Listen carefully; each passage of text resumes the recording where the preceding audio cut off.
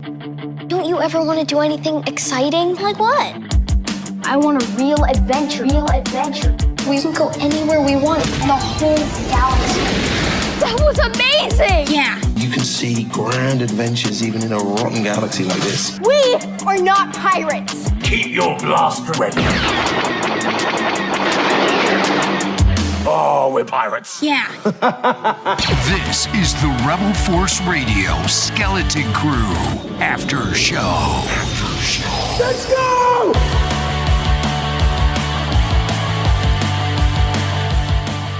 All right, Happy New Year, and welcome back to the Rebel Force Radio Skeleton Crew After Show. No, we're not going to take any time off, not when there's a new Star Wars series streaming.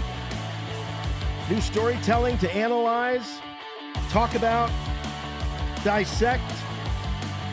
Yeah, we wouldn't miss it for the world. We're glad that you're here joining us, especially those that are taking time out on their New Year's Day to hang out with us live as we do these after shows. If you're new and you have just been listening via recorded podcast, we do these shows live each and every week, so you can, at least when there is a Disney Plus series streaming.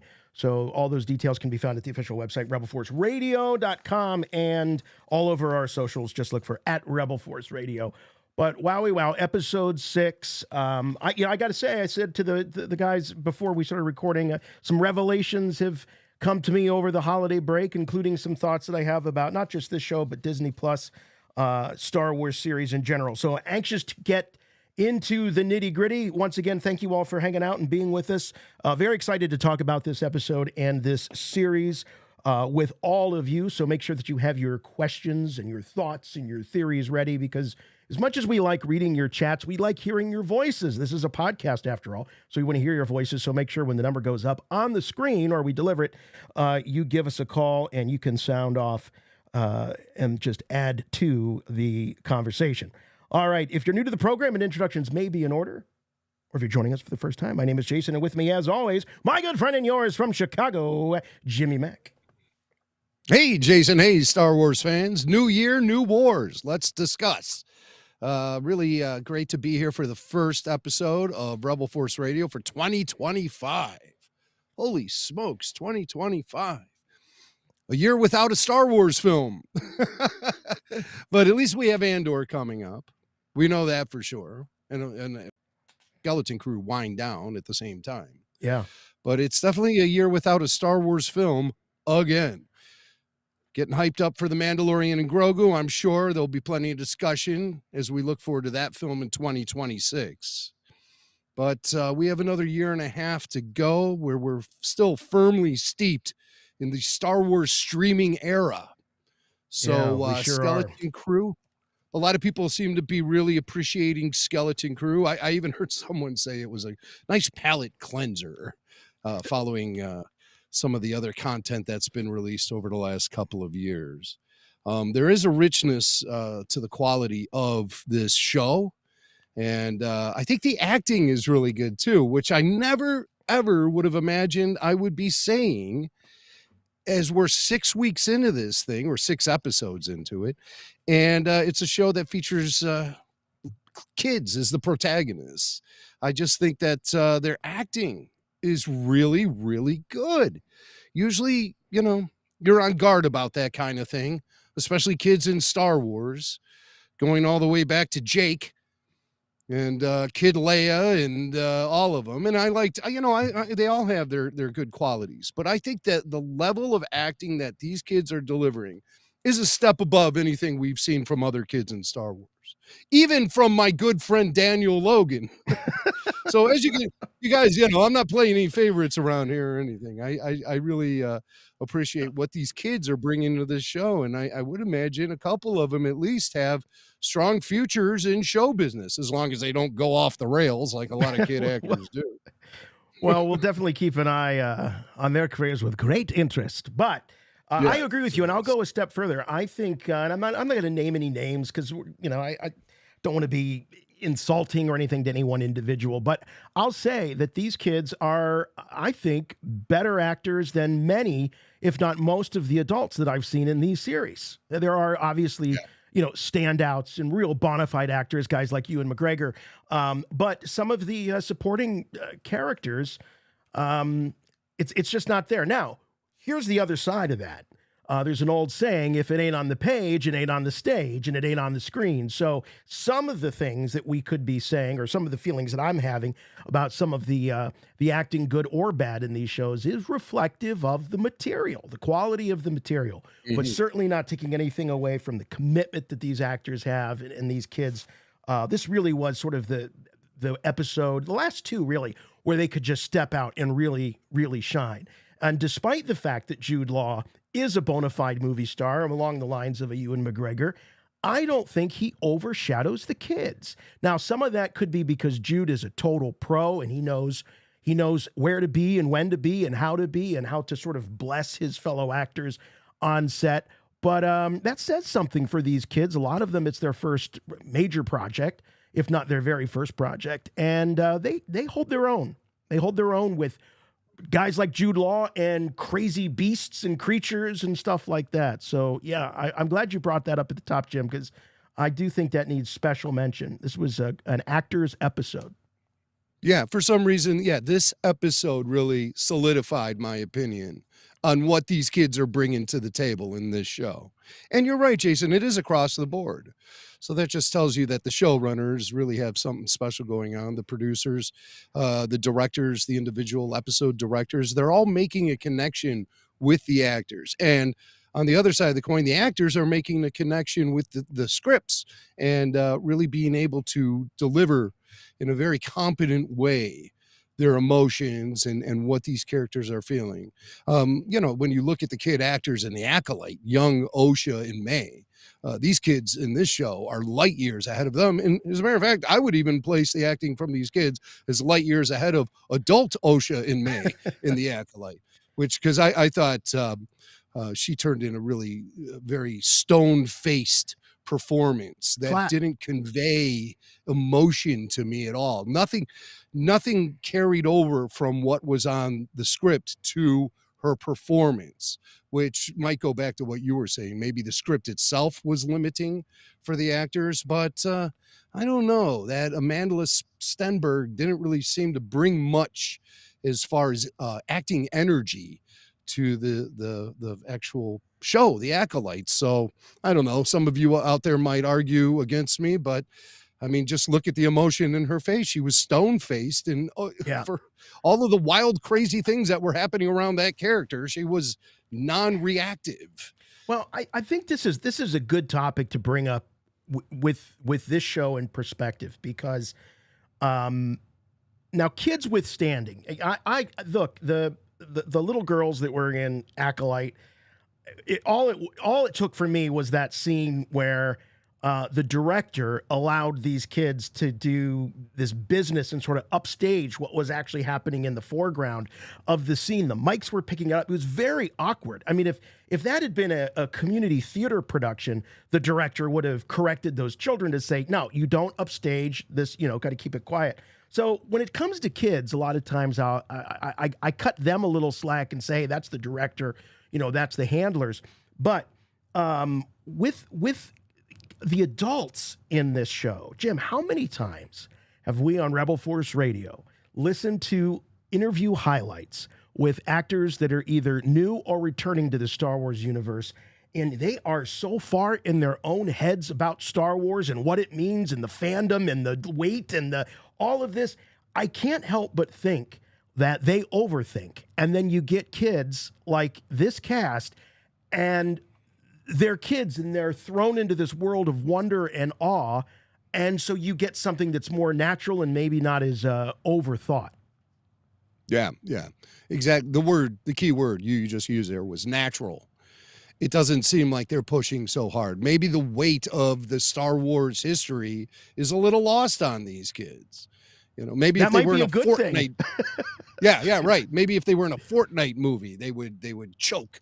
But in Star Wars, Star Wars, they can just be easy the breezy. banana guy. Oh no, that's the only Fortnite character I know is the banana guy. Well, can you think of one more iconic than the banana guy? I can't. No. But I just think that maybe some of those head games aren't really going on with these kids. And it also depends on how well that the production staff is able to shield the kids from all of that. And I think these guys do a real good job. I feel like I'm watching a show that's being run by professionals, and I haven't always had that sense of confidence over the last few years watching Star Wars live action productions. Yeah. So I think that's a victory. Totally.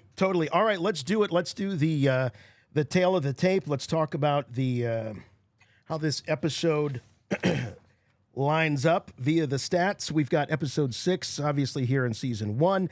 Zero Friends Again is the name of the episode. Again, like all the previous episodes, borrowing a line of dialogue as the episode title. Directed by Bryce Dallas Howard. Her return to Star Wars has been anticipated by a lot of folks. And Jim, even on our own Jedi Council, we've got people saying, "Hey, it's time to make Bryce Dallas Howard a real force in developing and creating Star Wars. Let's give her a film. Let's put her up to the big leagues." We'll talk more about that in a moment. But this episode, written by, as was the last episode, episode 5, written by Myung Joe Wessner. This was a shorty, gang, 28 minutes.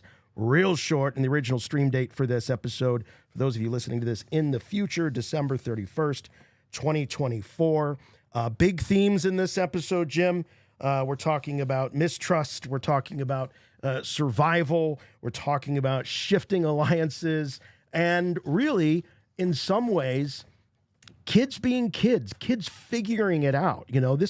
You and I probably figured a lot of these things out on the playground because we weren't thrust in some sort of intergalactic adventure like these kids. But the stakes seemed high in this episode, but at the same time, I felt like I really could relate to these kids and sort of what they're going through, the growing pains.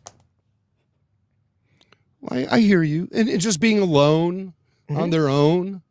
I think that was really highlighted with the situation with KB, which was foreshadowed a couple of times when the parents said that she required health maintenance, for lack of a better term. And then in the last episode, she was fearful about going into the lower caverns on the planet Lanupa because, as Fern was guessing, the steam would cause some corrosion to her augs.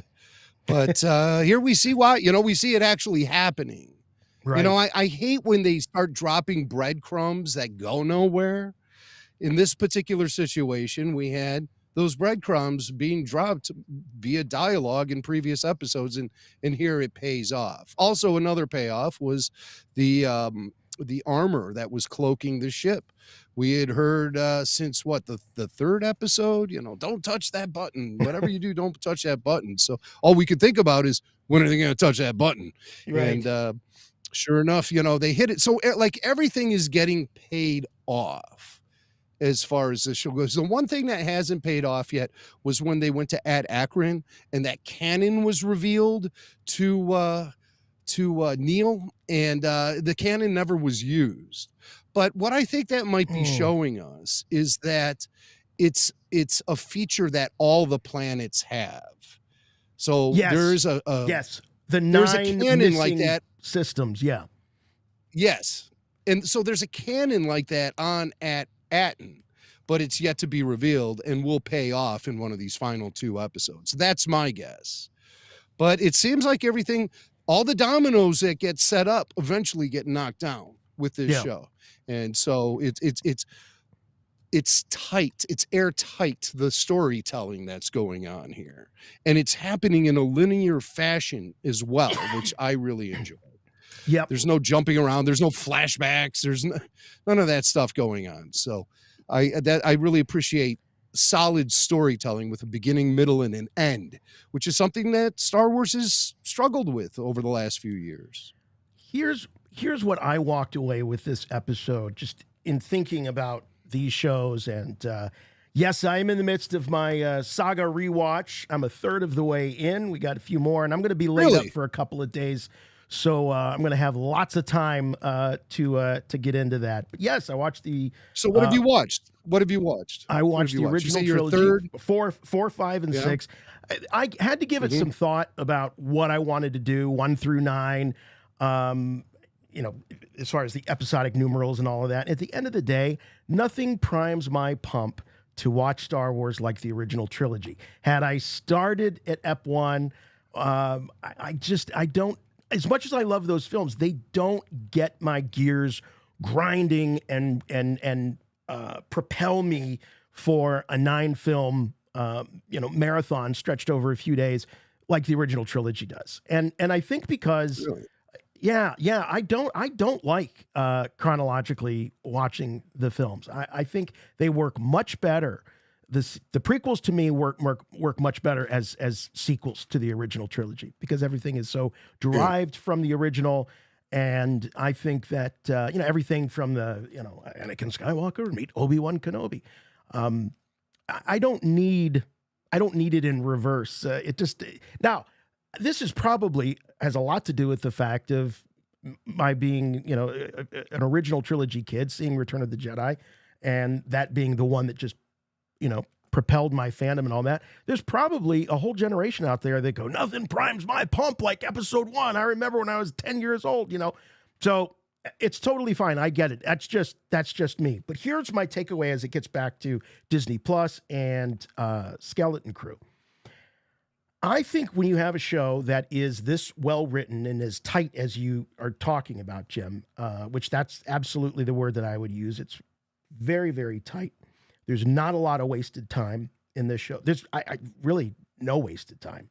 The only thing I'm waiting to see about the Hattans versus the other tribe, maybe that'll come back into play. But as you said, we can check off the boxes. These things have been planted, and then we've seen the fruits of them in fairly short order. But this show, I think, suffers from one thing.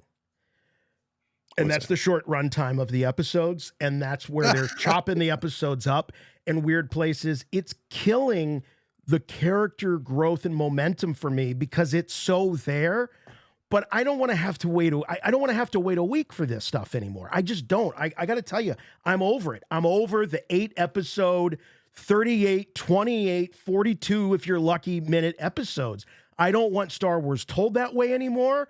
I'm done. Go back to the big screen. Mandalorian and Grogu can't come soon enough.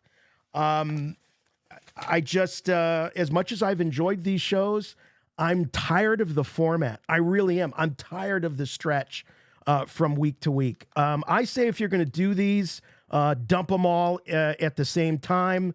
And let us just binge and watch, because a show like this is going to be so much better on the rewatch when you're going episode, because it is so tight and feels so much more like a movie than it does a series. If you've got 12, like Andor, 15 episode seasons, that's fine. You can dance around a little bit.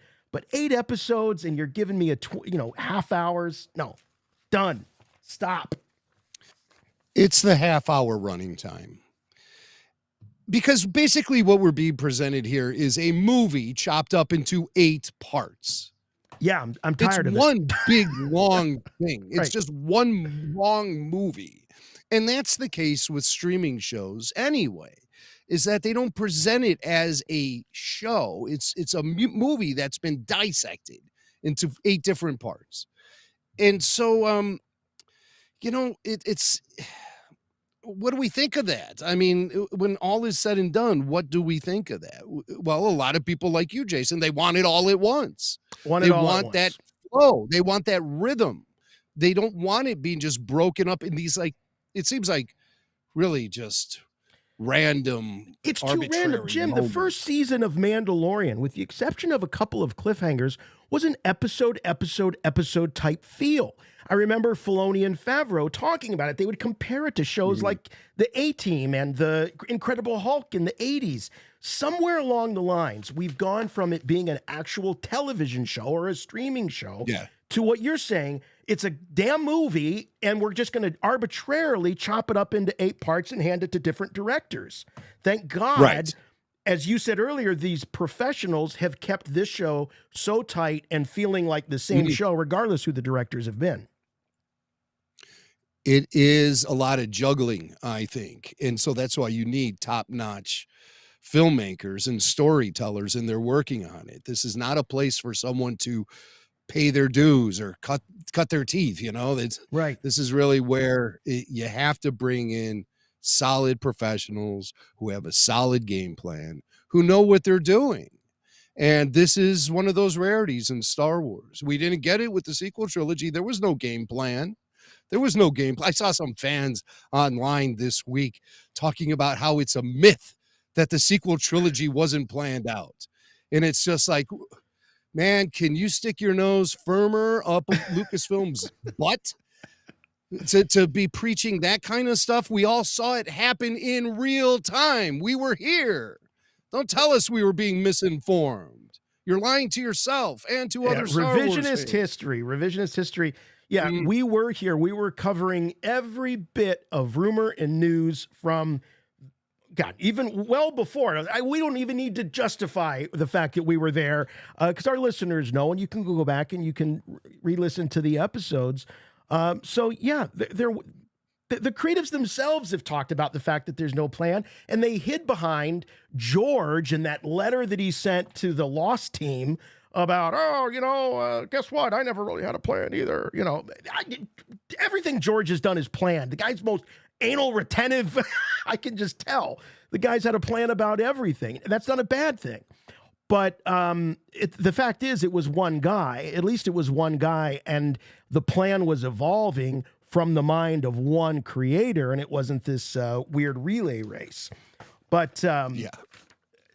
But anyway, we should get into this episode. Let's talk about this episode because so much happened. I was really happy when I saw this opening scene. This was right out of the Goonies, and I love that movie. And this is when the kids are going down the tunnels. Like, what happened to them right after they sprung that booby trap?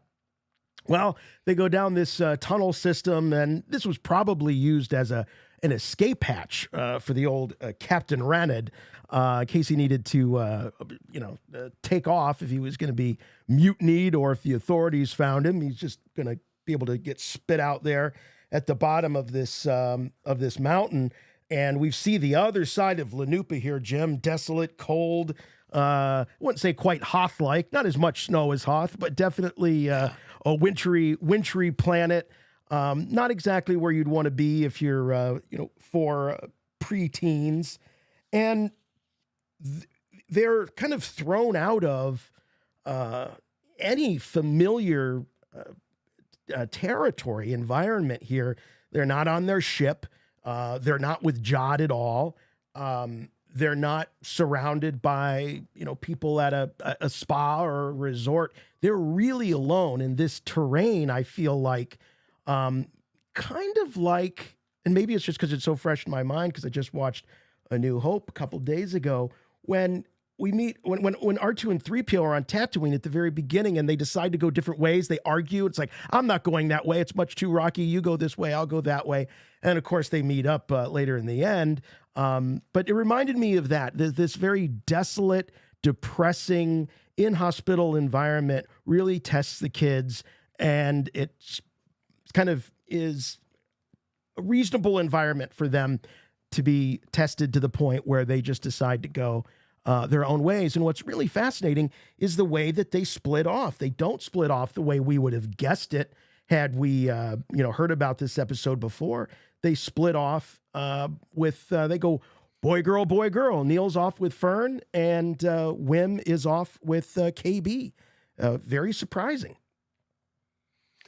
Yeah, it was surprising. Well, I mean, we get exposed to the fact that there is some friction amongst the friendship between Fern and KB. Fern is very much, we find out, it gets revealed that Fern is very much the alpha in that relationship. Yep. And KB seems quite frustrated by that. And she doesn't want to have to essentially be someone she's not just to appease Fern, but she's afraid that if she reveals some of her own restrictions to Fern, then Fern is going to ditch her as a friend. Right. So I mean, right. that's how kids think, you know. Sure. It comes to these bottom lines that are just etched in stone, and they don't see any wiggle room around it because a lot of kids haven't been through the experience of having to really, plead your case about something to someone and someone you care about. A lot of kids just get what they want just for asking about it. And I thought that kind of came out of nowhere, I guess. But I mean, we never really got under the hood with KB. And in this episode, we got way under the hood. We sure did. Who knew? Who Wow. knew she had this tray that opened up in this drawer in the back of her head that kind of weirded me out a little bit. Okay? I think Wim was weirded out too. I think he was Wim freaked out seemed a little okay bit. with it. Wim seemed like he was changing the batteries in a remote control for his video game. I mean, for me, I was like, oh God, what? She's got a drawer in the back of her head with all of these. That goes deep. That It's goes all the way electronic. to her front teeth. I mean, that's a big chunk that came out of her head. But no, you're right. I mean, the conflicts that they have here, you've got, you said it, Fern is the alpha to the extent that she's borderline reckless and doesn't really listen to anybody. In fact, there's a great exchange when KB says, I think we should look for an alternate path. We're not just going to climb back up there.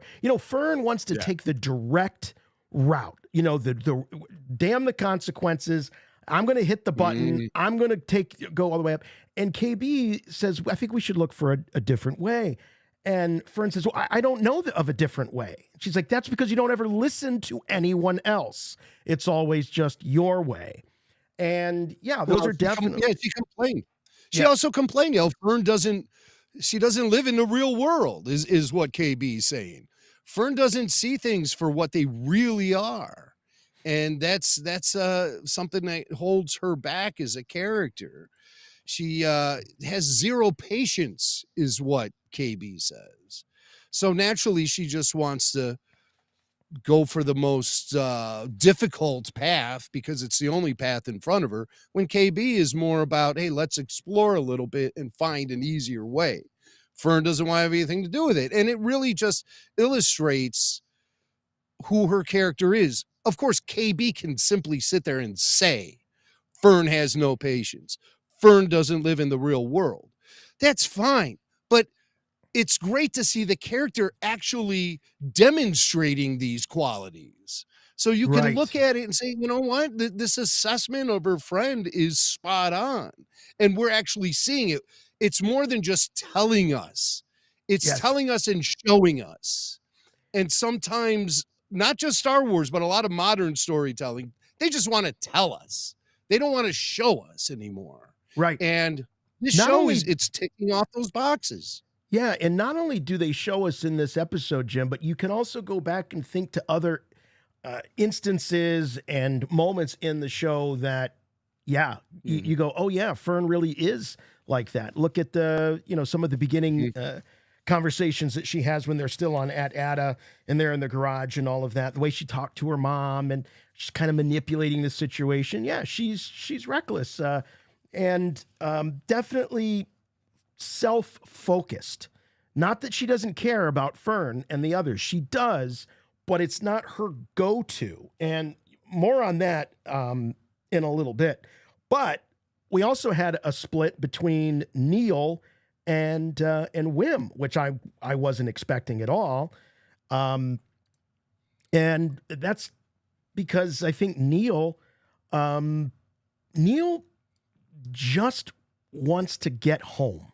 I feel like he has no interest in prolonging the adventure at all. No. I think with Wim, and I could be off base here, I feel like with Wim that any opportunity he has to go on a little side quest, extend the adventure a little bit longer, he's going to do.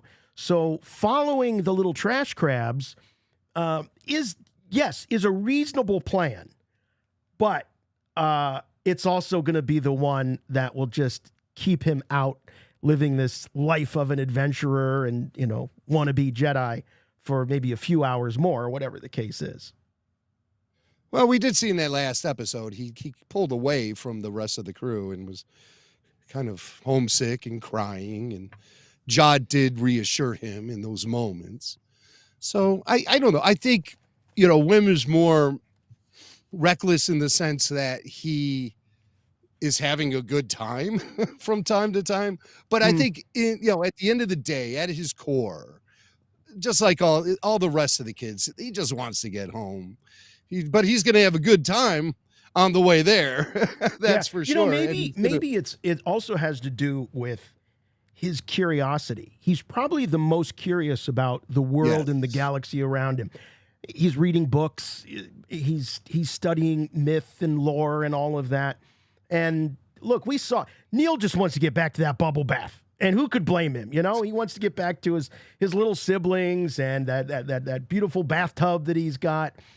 So maybe it isn't so much about extending the adventure, but maybe it just has so much to do with his innate curiosity, following hunches, and force sensitivity, possibly. Just throwing it out there as a possibility. Sure. Why not? Hey, that's interesting. We're 6 episodes in, and I have no recollection of Neil in a bathtub. Did we see Neil in a bathtub? We saw Neil in a bathtub.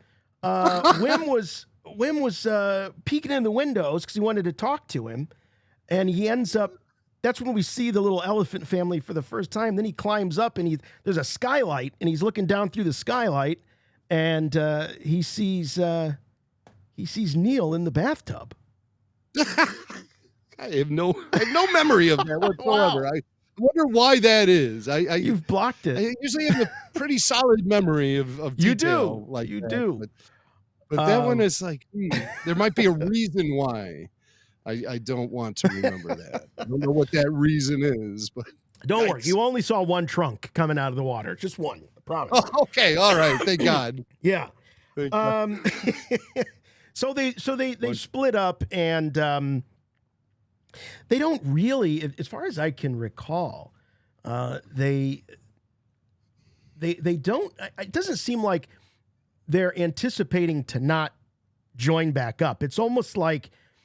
It's heavy in that they have an argument, but at the end of the day, they know that the goal is to get back to the ship, the Onyx Cinder. Yeah. And so it's kind of like a race. We're going to go this way, you go that way. Whereas like with R2 and 3PO, 3PO was done with R2. He didn't care at that point if he ever saw him again.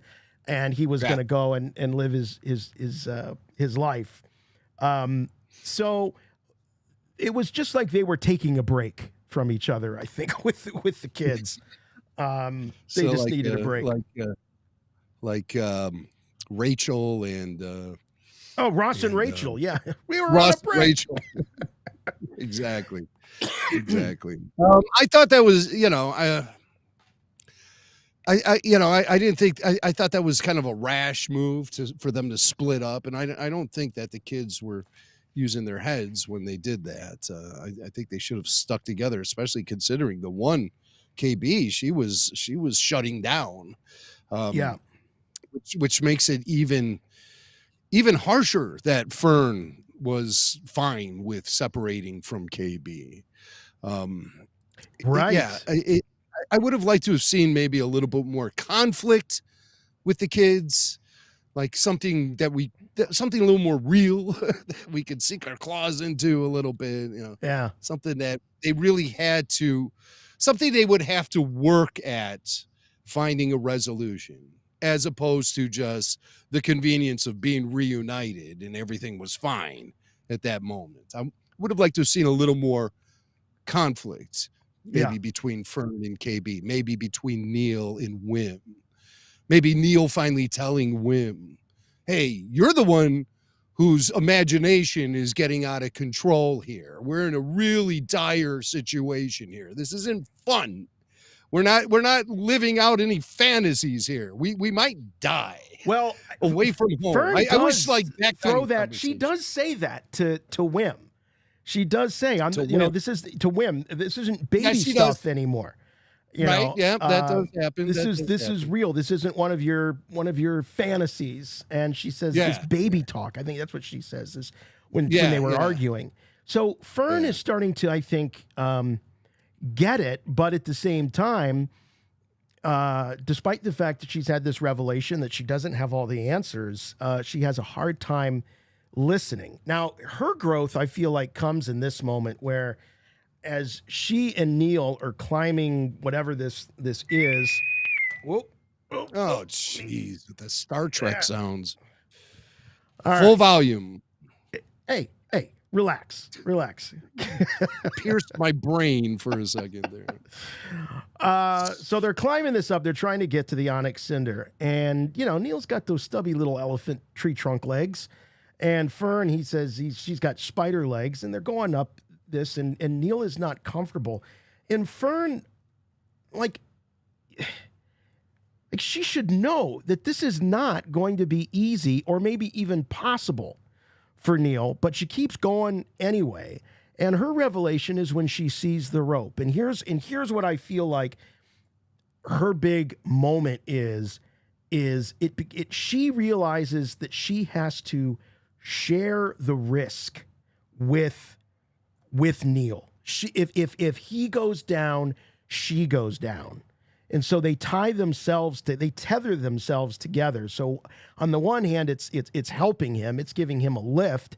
But at the other thing, there's something a little bit more symbolic. And that is the fact that Fern is finally, literally, attaching herself to Neil in a way that says, hey, where you go, I go. And I think that was a very humbling moment for her. Yeah. Good point. Good point to bring that up, especially since Neil seems to be the younger of the two, a little more immature, a little more naive. All the kids are pretty naive, though. At the end of the day, Fern is just as naive as Wim or Neil, or KB is the only one who seems to have herself like technically sound. She's competent and can get things done. But again, KB has never really expressed any comments about how she feels about being separated from her home planet and her family and all of that. She's the one who doesn't, she's like, I guess kind of like the Data of this show, the Mr. Data of this show, where she doesn't really express herself and her emotions that much. But I would actually like to see a little bit more of that from the character. I don't want her character to be so one-dimensional. And I fear at this point, Fern or KB has been rather one-dimensional. And that might have something to do with the fact that she's part droid anyway. But I would like to hear a little bit more from her about what she thinks about this entire situation. She deals in things like in the moment. Oh, it's impossible to climb up there. Why are you even bothering? But, that just illustrates how Fern doesn't necessarily live in the real world as much. But I would like to hear KB somehow articulate a little bit more of her emotions and feelings about all the things the kids have gone through, as opposed to she's basically serving the purpose of a droid in this show at this point. So I'd like to see, despite the fact that she has solid friendships with people like Fern, she still comes off as largely a droid. Even in this episode, when we're supposed to really get to know her a little bit, basically she comes off as a droid. Yeah, I think that that's fitting with her character because we don't know the extent, though. I mean, the imagery that we have in this episode of them pulling that huge tray of electronics out of the back of her head tells me that she's more than just a little bit augmented, enhanced. So perhaps this is her way of dealing with the fact she talks about having had an accident, so that she wasn't always this way. She had an accident, and it seems like she and Fern were friends before then, because Fern is trying to pretend that KB's still the same, and she's saying, I'm different. So it could be that she finds it more comfortable or safe to act very droid-like and not show her emotions. Although, look, it's a kid's show. I'm going to use a term here, and I don't want anybody using it, twisting it the wrong way. But with Wim literally going inside of her head and saving her life, that was an intimate moment between the two of them. And so what you see is her without her Geordie LaForge visor, keeping it Trek here, which the visor is gone. And she's got this sweet little face and she smiles at him and she says, thank you, Jedi. Because she knows that's what Wim wants to do more than anything is help people, save people. That's what a Jedi is. And so I have a feeling that if not the whole crew, that something's going to have changed here between Wim and KB. I think that by exposing her cybernetics in some roundabout way, that's going to actually end up exposing maybe more of her human side, and she'll be able to express that. But as far as her read on the situation, yeah, I would like to know what's going on under that hood as far as what she's thinking of the situation they're in, because really up until this episode, you don't really get any sense of what she thinks about the adventure that they're on, other than she's got some issues with Fern. Yeah, and she fears the danger of corroded augmentics or augs. Is that it? Augmentics? Is that what they call augs? Yeah, I think she calls I it don't her know. augs. But it's funny because in the past we've heard characters say to Jedi, "Get out of my head, Jedi." And in this case, Wim is literally in her head, and she thanks him as a Jedi for saving her life. So, it's kind of a different way of looking at it, I guess. A lot of times people don't want the Jedi to get in their head by probing with the Force, but with Wim, he'll stick his whole hand up in there and change out the batteries, put a new 9-volt in there or whatever he was doing, and she thanks him. Thank you, Jedi. Yeah. For literally getting in my head. Yeah. But I get so weirded out. You're showing an image here with the wires coming out of her head and that odd device that's that holds all of her mechanics, it houses all of those electronics and stuff. And just looking at it, I'm feeling so weirded out about that popping out of the back of someone's head. I mean, this is like nightmare material for me. It really is. Yeah, in the old school like belts, I guess you still have those kind of like belty strap things. And I'm no computer wizard, but I've seen inside of a computer before, and it looks very. It doesn't look like Star Trek: The Next Generation level of. This is very I think it keeps it very Star Wars. It keeps it very gritty and sort of basic. Someone said in the chat here, they're OCS, OCCS for. Short for occipitals. Occipitals. So her it's AUGS. AUGS. So I watched this stuff with the subtitles on. Oh, you're right. It is OGS. I got it right here. It's OGS. Like so augmented. Right. Augmentations. They do say something about occipital, but there's technobabble. Oh, they do. Yes. Show. But that has to do with the eyes, I feel like. Isn't that occipital? Is that, or I don't know. Anyway, I'm not a doctor. So I really enjoyed this this whole arc between Wim and KB. We got to know a little bit more about Wim and a lot more about KB. And then really with Fern and Neil, she really tied their fates together. And I thought that was big growth. All right. Now again, you say we learned a lot about KB. I don't think we learned anything about KB in this. We learned about the stress and the friction in her relationship with Fern, but we didn't. What did we learn about KB? We learned that she had an accident. We learned that half of her head is full of. She had an accident. Right. She had an accident. So we learned a little something about her past. But I don't know. I just want to get into her. Here, I'm saying it again. I want to get into her head a little more. And just know, I want to know what makes her tick, and and how she feels about her family and being away and all of that. Because she's the one character who's never really expressed any sort of emotion about what they've been going through. Only her relationship with Fern, we did get some illumination into what that's all about, and kind of it does tell us a little bit about the struggle KB has gone through since this accident, this mysterious accident she went through that required her to have electronics put into her head. But still, her character is still the most mysterious of the four. I feel like I know more about Jod than I know about KB at this point. But can you believe what you know about Jod? That's the big question. Here's something else that we got answered for us this week. Probably the most important question is Urkel does indeed live. Yes, Space Urkel. I told you. Hashtag Space Urkel lives. Did anybody get killed in that bath of acid that they were yelling and hollering? Pocket survived. Meat. Yeah. Meat survived. Meat survived. Meat. So, but no, apparently not. Yeah.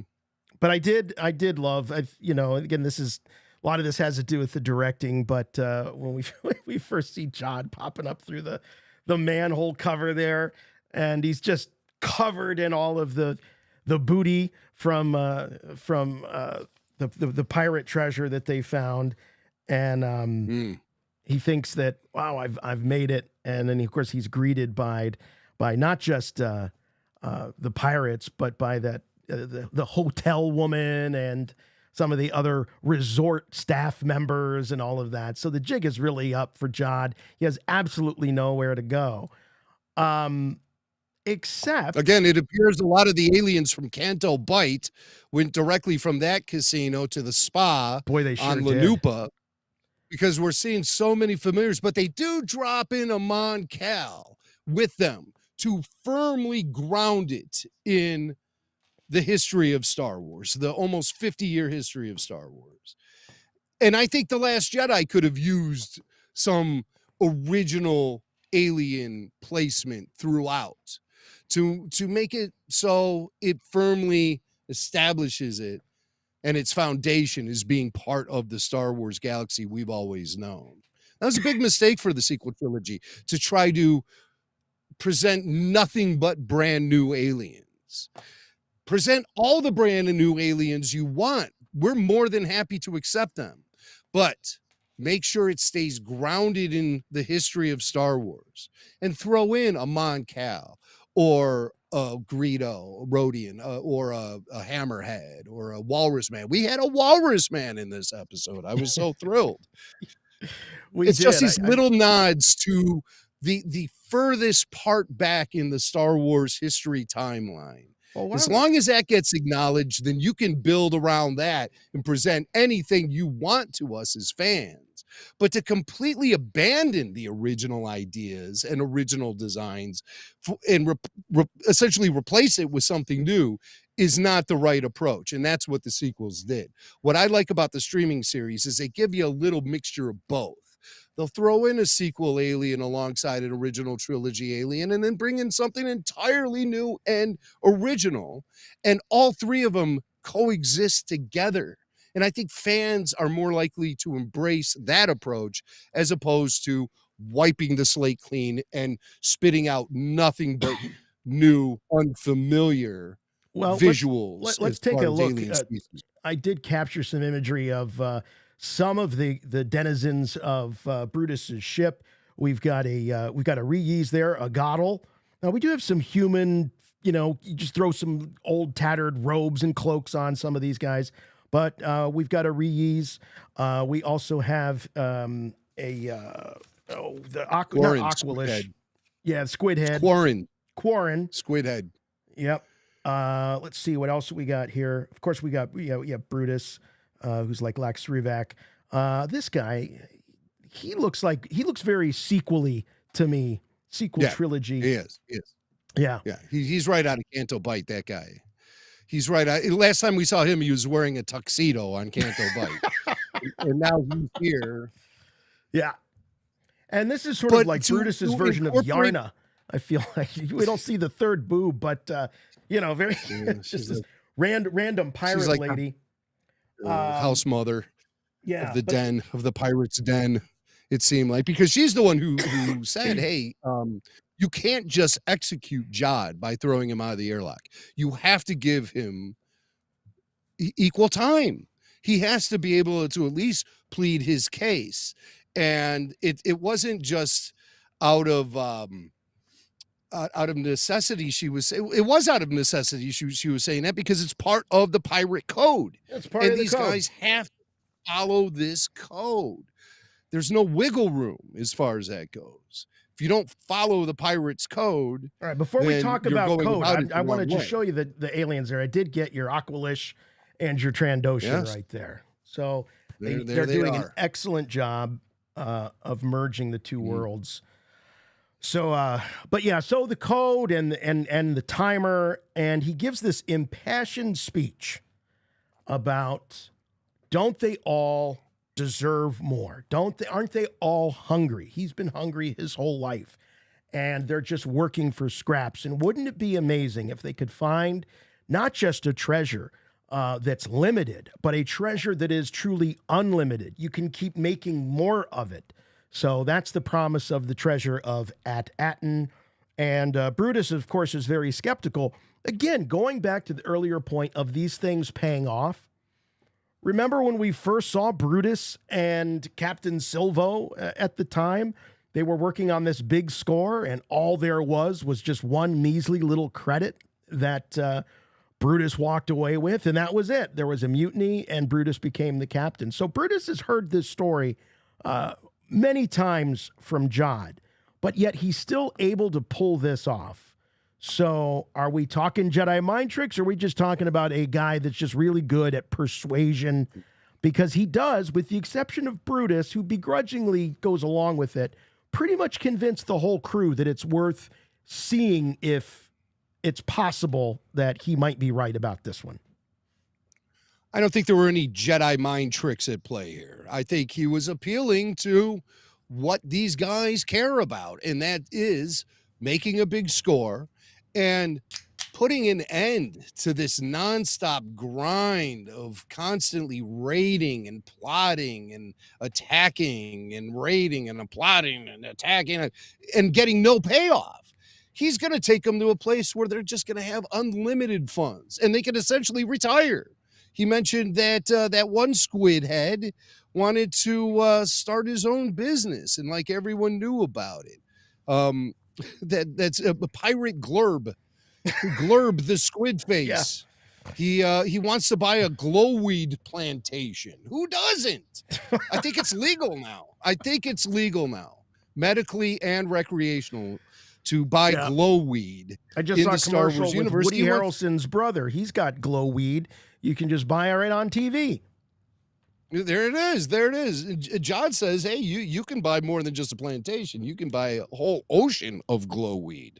So Glurb is like, yeah, sign me up. And the other one, he was appealing to her, Pirate Kona, saying that she should have command of an entire fleet. And all of this would be possible if they follow him to At-Aten and this place of unlimited riches. So I don't think it requires a Jedi mind trick to convince these pirates, as long as, I mean, he was able to show them a credit. Right. So he was able to present his case with evidence and appeal to both their greed and their fatigue. They're tired of being pirates. Jod is tired of being a pirate. He wants to live the fat life with unlimited funds, and he thinks he found the way that he and the pirates can do it. All right, I'm just going to throw this out there.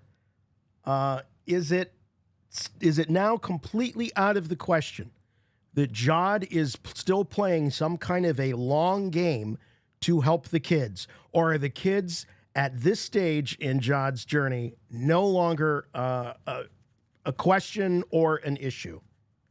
Right. He's not even thinking about the kids. He's thinking about saving his own skin. He's in a real tough situation. The pirates want to execute him. So I don't think he's giving a second thought to those kids. That's ancient history to him at this point. But the kids do have the coordinates to Ad-Aten. Jude has the coordinates to Ad-Aten. So what's going to happen now is a race to get to Ad-Aten, but I don't think Jude believes that the kids are going to even get close to getting to Ad-Aten without his help. And he left them behind. He left their ship behind. I think that the kids to him right now are ancient history. There will be a reunion, and Jude will probably do the right thing.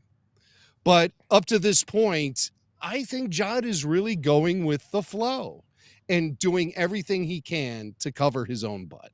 Yeah. I mean, we can't imply that Jude did not voluntarily leave Lenupa. He was captured by the pirates. However, it looked like he was trying to make a break for it to me. He popped up out of that manhole. He was going to leave. He was going to jump in the Onyx. He said to them. Yeah. He said he was going to check out and take off. Right. He said that. You know, it's right there in the dialogue. So there's no question about it. And he was going to take the Onyx Cinder with him. But then, you know, Space Urkel showed up, and that was the end of that plan. So, you know, he's fighting for his own survival. He could care less about those kids at this point.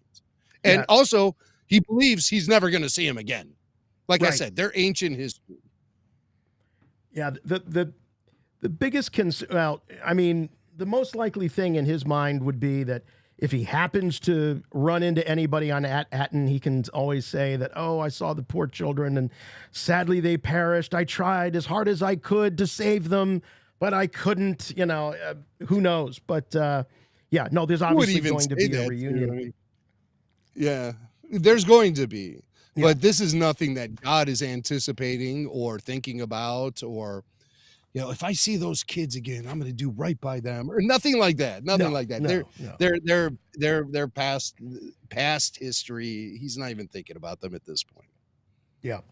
All right. Just a reminder, it is a call-in show. 708-866-1737 is the number to call. We already have a few already stacked up in the queue, but we do have some lines open, so give us a call. 708-866-1737. That's right. If you've got an observation, we don't want you just to type it on the screen. We want you to call. We want you to talk about it. If you have questions, I mean, is Fern becoming too reckless? Is the fact that she takes such an alpha approach to leadership, is that necessary for the group to survive? And at Aten, you know, this, I think they're really creating something very unique here in the world of Star Wars. This planet that's this time capsule. It's this planet that's frozen in time. Is that going to have any ramifications in future Star Wars storytelling? Possibly. I think it should. I think it should. If this is all executed correctly, it should have repercussions. And it should also elevate the pirates to a new level of threat, which is something I want to see. I want to see the pirates become a more regular threat for the New Republic in general.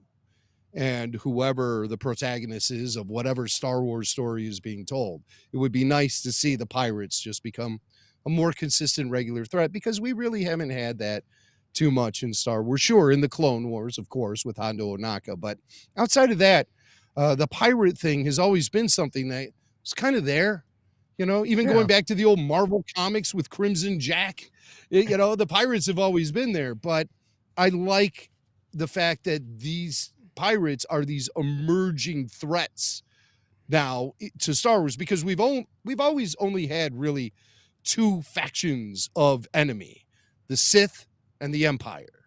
And now this opens things up a little bit. Sure. And could provide some serious storytelling that doesn't impact galactic politics on such a massive scale. It can be used, pirates can be used for more focused storytelling by using them as the antagonists, because it doesn't have those kind of repercussions on the galaxy as a whole. But the way that you can incorporate pirates into your storytelling, they can have a massive impact on the individual characters involved in specific stories. So that kind of shrinks the Star Wars universe a little bit as far as storytelling goes. And I think it'll do so for the better because it won't handcuff the storytellers so much. They won't be painting themselves in a corner all the time saying, well, we can't do this because in this story, the Empire does that and the Sith do this. No, these are pirates. So they're a real wild card and a real positive tool to use for storytelling should Star Wars want to continue to incorporate them as the antagonists. Yeah, and I do think that they represent more of a threat in terms of their capacity to team up than the bounty hunters ever did. The bounty hunters, just just their vocation. I mean, what they do is a solitary kind of thing. Yeah, there's a guild and there's probably some sort of, we know that there's some regulation and some formality to it. But we're talking about full pirate ships. We're talking about the capacity we know, or we've speculated that the firepower of these ships, we've seen what they can do in raising planets and raining down all kinds of havoc. So they would be, as you say, Jim, a legitimate threat, the likes we haven't seen outside of Sith, Empire, First Order, things like that. So, I'm glad you brought up bounty hunters because bounty hunters do present a cool antagonist to tap into, but those bounty hunters are almost always attached to the Empire. They're always on the Empire's payroll. So this helps you break away because the pirates don't answer to anyone. Yes. And having grand adventures with pirates as your antagonists don't have the impact on the galaxy on a huge scale. So that, I think, frees up the storytelling a little bit more. It does indeed. It does indeed. All right. Lots of questions, lots of things. Oh, something before I forget to bring this up. I was surprised to see these X-Wings on Lanupa chasing away the pirates. Did I miss something? Is there a moment when the director of that fancy spa phones the New Republic to say, hey, we've got pirates? Where did these X-Wings come from to chase off the pirates? Yeah, right. I mean, you'd be able to. The kid said, Wim said right away when he saw the X-Wings, it was like, those are the same ones that Wim called. Remember, was that her name? Wim, the owl lady? Oh, Kim. He said Kim. Kim. There's Wim and Wim. Wim and Kim. Kim. Jude and Jude. And But so yeah, he did say that, and then they had a little exposition about, well, Jod says that they're the bad guys, and Wim says no, they're the good guys. Yeah. And so the kids are starting. I think just the appearance of the X-Wing here kind of shows you that the kids, it reinforces the fact that they've lost all trust with Jod. This is just Jod, he betrayed them. Right. And they escaped, and then they see the X-Wings again. And Jod had told them that the guys, the X-Wings were the bad guys. And Wim says he sees them shooting at the pirates. He says, no, they're the good guys. So it's a moment of clarity, at least for Wim, to realize that Jod has been feeding them a lot of misinformation as far as like what the truth really, the truth to what the kids believe it really is to be. Jod's version of the truth is they don't align with that. And I think by Wim saying that, no, they're the good guys, it's kind of a moment of realization for him. Yeah, he's finding the truth. He's aligning himself rightly in the universe that he's in. I think that some are saying perhaps the owl lady Kim might have sent them on to chase down Jod. They did have a skirmish, so maybe they were still tracking him, and they tracked him to Lanupa. It just took them a while, and then they show up, and there's more pirates. They do take out one of the pirate ships completely, from what I can tell, and then the other one that Urkel's on, Space Urkel, is sort of limping back to Brutus's larger craft. Do we have a name? in the chat. Do we have a name for Brutus's ship? Is there a good Ooh. pirate ship I name? haven't, yeah. I No, did they hear showed him. Avast, by the way. Did you hear the Avast? Not in this episode. I think I heard Bildrat also in this episode. Well, Bildrat, yeah, but Avast, we heard that in season 3 of The Mandalorian from Vane. But yeah, no, I didn't pick up on it. Now, I mean, if somebody says Avast in this show, it's like they might as well just be breathing, at this point. It's so steeped in pirate terminology and things like that. But no, we don't really get a name for his ship that I actually heard. They do mention Brutus's frigate, which is where they bring Jude and they sentence him to death. That's all happening in Brutus's frigate, which is kind of resembles the sort of space station that we see in Mandalorian season 1, in that episode where Bill Burr was introduced and they were on that space station that eventually at the end the X-Wings attacked and destroyed. Oh yeah. That, remember? It seemed like a very similar kind of space station / starship, but no, we never got any names for anything. No. Well, there was also a big creature moment. You can't have Star Wars series without a creature, and I believe that this is Phil Tippett's production company. I stop motion. So I guess I'm going to give it a compliment. Okay, my compliment is that I couldn't tell that it wasn't CG. I don't know if that's a compliment or not. I'm just saying that.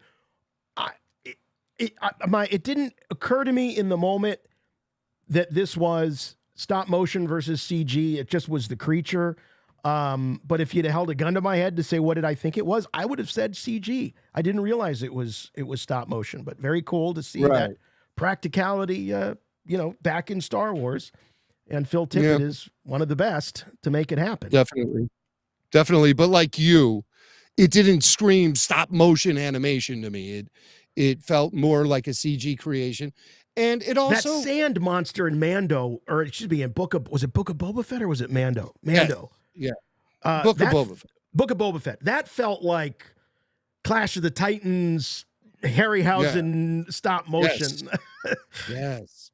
Yeah, this not so much. And I mean, the advancements that's gone on as far as the way they present stop motion, I'm sure it was like CG enhanced.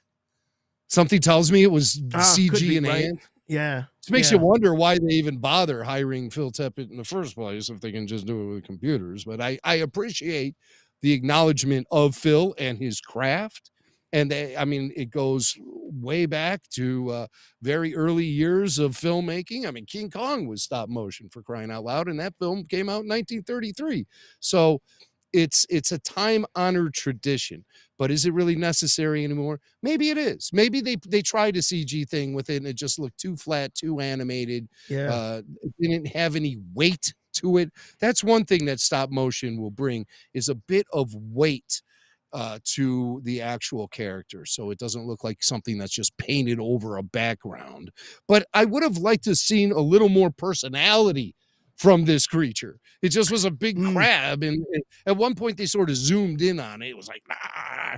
But I would have liked to see sort of just growled or whatever crabs do. There are just some characteristics, not necessarily personality, but characteristics that would have been interesting to see this thing exhibit. We didn't, but it's just a big challenge. It's a big speed bump essentially for when you kids. think about the three creatures, the three beasts in the Geonosis arena, they all sort of have their own, I don't want to say personality, but like they establish what they are really, really quickly. Whereas this, it just it was cool, but it just didn't have, like, I'm not going, man, I hope they release this as a deluxe, action figure or play set or something like that, so that to me is like when I want it on the shelf, that's when it really impresses upon me. So yeah, it was a interesting moment, throw in a creature. I did like the idea of these hermit crabs that utilized junk, that used junk as the shell, and very much like our own hermit crabs. And then I started thinking about the whole Darth Maul when he was the spider, had the spider junk legs that were held together by the Force. I thought, oh, that's kind of what maybe that might look like in live action. So anyway, Yeah, and of course, junk I mean, creatures. we're kind of going over some previously traveled territory with these crabs. I mean, we just saw the Noddies in the Ahsoka show. Those were hermit crabs as well. Oh yeah, And I yeah, couldn't that's help right. but think like, oh great, crabs again. Star Wars has crabs again. You know what? You just get some special shampoo and it'll take care of it. George Lucas would always think, hey, every new Star Wars film needs to have new planets, new species, new creatures. And I don't think George would have ever, brought back hermit crabs a year later to Star Wars in a different situation, different show, different planet. You don't want to see Star Wars get into a rut. And they've kind of fallen into a rut with the witches. And now they're repeating these creatures that present a threat to our heroes. And They were crabs, Jim. There were heroes. ice crabs. Remember in Mando, Grogu was eating the babies, and then there was a big crab monster. So Yeah, I guess you're so. right. Star Wars does have crabs. Yeah. They just need, think in terms of variety. There's just so many different projects going on at Lucasfilm. They're bound to cross streams from occasion to occasion, but it's just a year later, and we're seeing these little crab creatures again, and they're sentient too. They can communicate, and so a lot of the luster gets removed when they start repeating things. So, spoiler alert, they all kiss and make up, and it was actually a very, I thought, touching and well-acted reunion with them. It was a short episode. They weren't away from each other for that long of time, both in universe and in our viewing time as an audience. But I still thought the reunion had some weight to it. Thought the kids did a great job, and I was glad to see it. And when they all hugged there, I felt something. I'm not an og, so I felt something in my material heart. It's because of Fern. It's because of Fern that Neil and KB were saved from that giant crab. That's right. And so if you want to say, she's being too rash, or she's living in some alternate reality or whatever, more power to her, because she saved the day really by hijacking those transport ships or whatever they were, those that was carrying the Onyx Cinder, those garbage ships. So yeah, and if you want to take it a step further, Fern had the right idea all along. Because if she would have listened, to Wim and they'd KB, all be dead. They'd all be dead. They'd all have been eaten by the giant crab monsters. So, take from that what you will. That's kind of interesting. It's like, well, what was the moral? Well, the moral was sometimes you got to take control, take charge. Listen to the person who's in charge, because they sometimes actually do have a game plan. Yeah, it might not seem so obvious to you at the time, but people who are put in leadership positions often is because they've proven themselves, and leaders often prove themselves by trusting their gut. And that's clearly what Fern is doing. Also, it has been established that Fern is something of a brainiac. Yep. There's something a little bit extraordinary about her mental capabilities, and that applies a lot of pressure to her too, which is something she doesn't really like dealing with. I think she rebels against that, where a lot of people think because she's so smart, she should be in a certain position in life, and and she doesn't feel that way. She feels like she's smart enough to know that she wants to do what she wants to do and not what other people expect her to do. So I like that quality of her character. And then to see her risk it all in this episode and have a successful payoff at the end just further reinforces the idea that she is the leader that these kids should be following, despite any kind of hangups they might have, or the way they perceive her is, doesn't live in reality or whatever. Well, she saved your skin, so you might want to get on board with old Fern there, because she knows what's up. She definitely knows what's up. I'll say I thought the sequence with the kids on those I don't know what you call those junk lift things, those things that were taking the onyx cinder, lowering them down. That whole sequence was, I thought, fantastic. The getaway, utilizing the false skin of the onyx cinder. And another great move by Fern. Everyone said, hey, 33 told us under no circumstances absolutely do we hit this button. And she looks over at Neil right before she does it. And I got this great capture because Neil couldn't look more pathetic and cute and helpless. And it's like that look of, please help us, Fern, get us out of this situation. I feel like really gave Fern the added whatever she needed to just literally punch it. In the words of Han Solo, punch it. And, they got out of there. And there's a lot of symbolism, I think, with this ship and how it sheds its skin, because like you have the trash crabs, and, what the trash crabs do is they shed their shell as they grow, and they get a new shell. In the case of the trash crabs, it's garbage, but the onyx cinder sheds its skin. And I think the crew's relationship, the relationship between the four of them has shed its skin, and there's a new relationship, a new bond, I think, that holds all four of the kids together. So I found this to be, I think, very symbolic as they take off. They don't have Jude, they don't have SM-33, but there they go in their brand new ship. And I love this big smile on Fern's face as they realize that they've gotten away, that it works. And of course, Wim says, I call claimsies on the new ship. And they take off. And it was just great. It was just great. I loved the, honestly, I wasn't sitting there going, oh no, one of them could die at any moment. It wasn't that kind of suspense, but it was just really good action.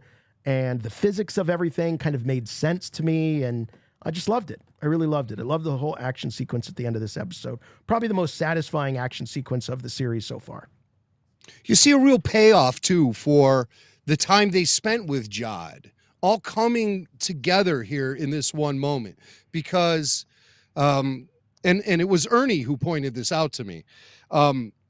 Jude had, Jude was really pushing the kids to take roles in the ship. He had Neil fly the ship at one point. He had KB in the back looking at the engine at one point, and he had Wim up in the gun turret at one point.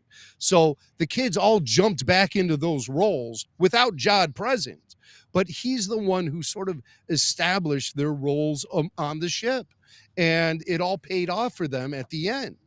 And I thought that was interesting. I thought it was cool how the onyx cinder is shed its outer hull like a snake shedding its skin. Yeah. I thought that was really neat. And also, I was puzzled. I didn't bring this up last week, but I was puzzled by one line from the Tack Rented hologram from last week when he said, I have the ship cloaked in armor and ready. And I meant to bring that up last week. I was like, cloaked in armor, what does that mean? He buried the ship, but cloaked in armor, that's really interesting. And so naturally SM-33 doesn't want the kids to press the button, because that's not what Tack wanted. Tack wanted it to stay encased in that disguised his ship. He disguised that armored hull. I would imagine if you were they sing songs about him. And by the way, I thought that the little shanty that they sang about Tack Renard was better than the Power of One, Power of Two, Power of Many. Thought it was better than that. I also thought it was better than the pop tune that they wrote. That's the Layla, the Hey Jude of Star Wars, the Power of One, Power. That's the Stairway to Heaven for Star Wars. How dare song. I? That's sacrilege. No, it was fine. It was like a shanty. Yeah, it was just kind of yeah. like a shanty. But you have to imagine, Jim, if Tack is such a legend, then his ship, the look of his ship would be known throughout the galaxy. So he would be very right in disguising his ship. In order to really, this guy was doing everything he could to cover his tracks because he didn't want anyone to find At-Aten under no circumstances. It was the treasure of all treasures. And Jude would have maybe recognized the ship upon seeing it. Right. At first. There might have been sketches or whatever of it throughout time. Yeah. It created a disguise, a mystery about the ship that then emerges and we find out that the real ship is actually underneath all of this armor plating. I looked at kind of the rough design of the Onyx Cinder while it had that armored plating, that armor cloaking it. I looked at it and I was like, wow, that's a rough looking ship. Obviously thinking, well, it's an ancient ship. So naturally it has a rougher look, but then once they reveal the ship underneath, it's much sleeker, much more geared toward Star Wars adventures as we know it. Yeah. And I like it a lot. You know, that part when KB was working on the engine. Yeah. And she goes, I can give you one last surge. And she takes the cable and plugs it into the ship. I thought in that moment, that cable was attached to her augs and she was going to drain her own power cell and sacrifice herself so the kids could escape.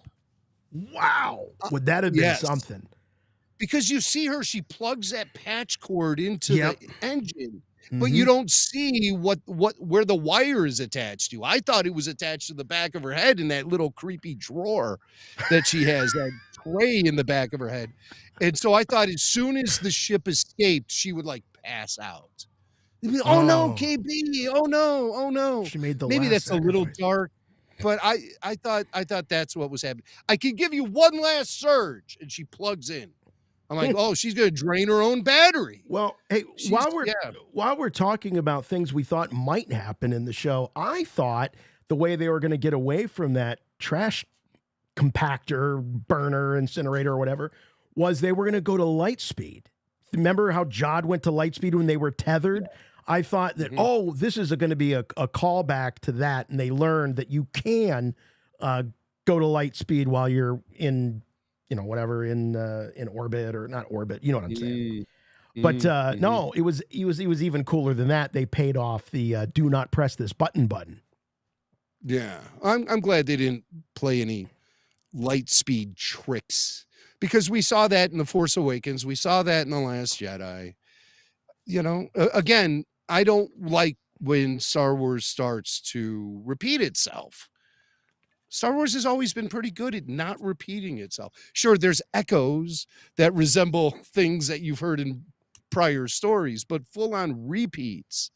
I felt like the hyperspace trick was repeated twice in the sequel trilogy, so I'm glad to see they're not really leaning on that as a huge plot device for this show, despite the fact that Jude was kind of messing around with something similar in an earlier episode.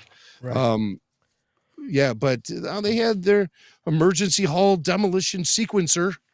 You know, I mean, I'm pretty sure I had one in my my 95 Honda, and well, if you saw my car, you would have thought somebody had already hit that button. But but this was a really straightforward episode. It wasn't as deep into the lore of Skeleton Crew that like last week's episode was, where I just had pages upon pages upon pages of notes.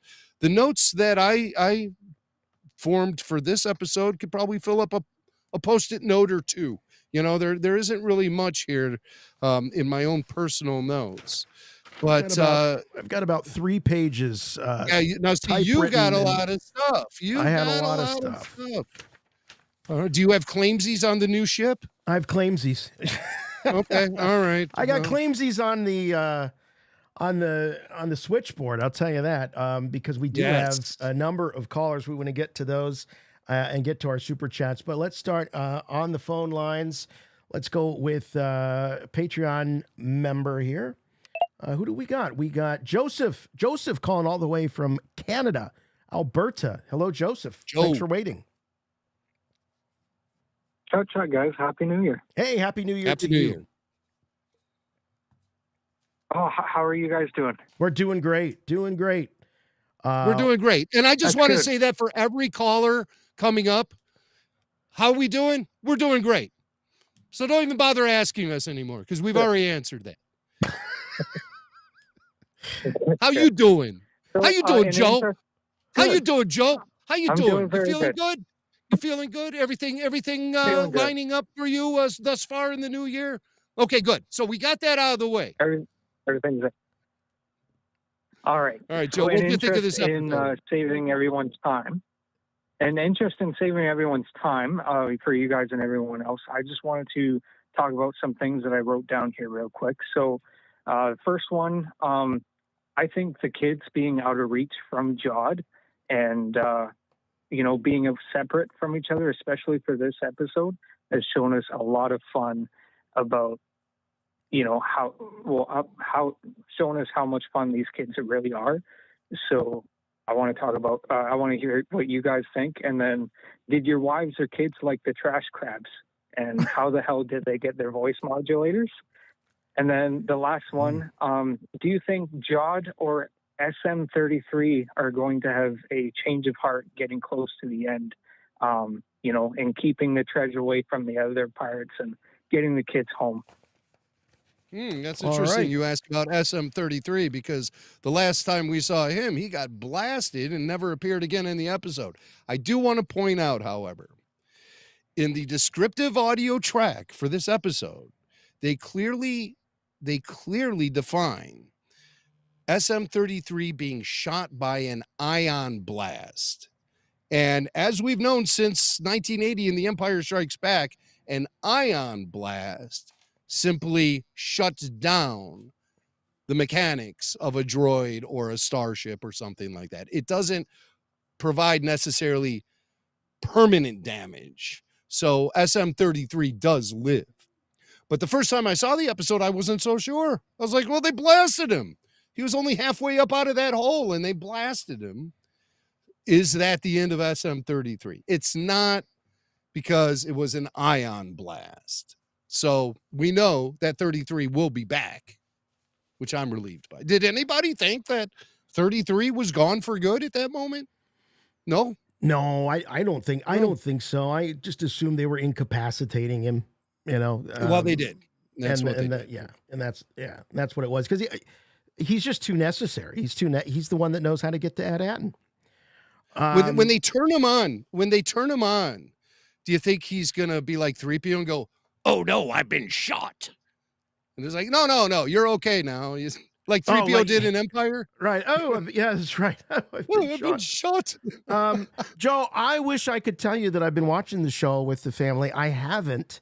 I keep telling them how good the show is, but with my kind of running out of patience with the format, I told my daughter today, because I was doing the show prep and she was hearing clips and she was actually laughing she wasn't watching the show. She was just hearing the dialogue coming out of my laptop, and she chuckled a couple of times. And I said, I think you'd really like this show. I know you would like it, but I think you need to wait until it's all done and then do a rewatch, watch it chronologically. Because I think this show... Yeah, I was watching it last night with my wife. She was like, oh, I love these little crabs. And then until we got to the mama crab and then the little trash crab saying trouble, she was like, okay, I don't like them so much anymore. Yeah. Yeah. You had a good question about the voice modulators. Obviously, we don't know, but the only thing I would say is that these crabs lure things to mama crab that then eats, and that's good for all the baby crabs. So to me, it's kind of like works like evolution, where the most successful, there was a crab that just happened to get a modulator. It's kind of like birds in the wild that can mimic other bird calls and other bird sounds. They use it for for being predatory and all of that. So to me, it's like maybe evolution or a version of that, where the most successful crabs was the one that had this voice modulator, and then they all kind of learned from that one and did it. Now they're all going around going follow, follow, follow, follow, something like that. So do you believe that they actually had they actually had intelligence? They could communicate, because Wimshire thought that they could communicate and that they were fully. I don't think so. I think they can repeat. I think they're intelligent, but maybe no more like intelligent parrots? than a parrot. Yeah, that's what I think. Yeah, I think they're like parrots. Okay. Yeah. Did you have one more, Joe? I think we got to all of them. Oh, something about Jod, not having Jod, and likability of the kids, or what was that one? Yeah, so that one was, if either Jod or SM33 is going to, turn against the pirates in the end and really, help the kids get back home, get them safely, and maybe have a change of heart. You know what? Pirate life is not my life anymore. I want to do something better. Yeah, I got to tell you what, Jod Nawood is dead to me right now.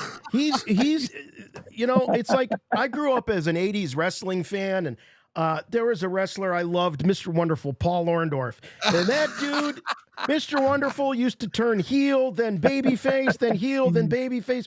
I never knew which direction that guy was coming from. And at one point I just went, I just don't care anymore about this guy. And that's where Jod is for me. He's just, you know what, fool me once, shame on, the thing. That's how it is for me. So Jod, I'm not a fan of. Of course, I love Jude Law's version of Jod, but Paul Orndorff, was that his name? Mr. Wonderful, Paul Orndorff, Mr. Wonderful.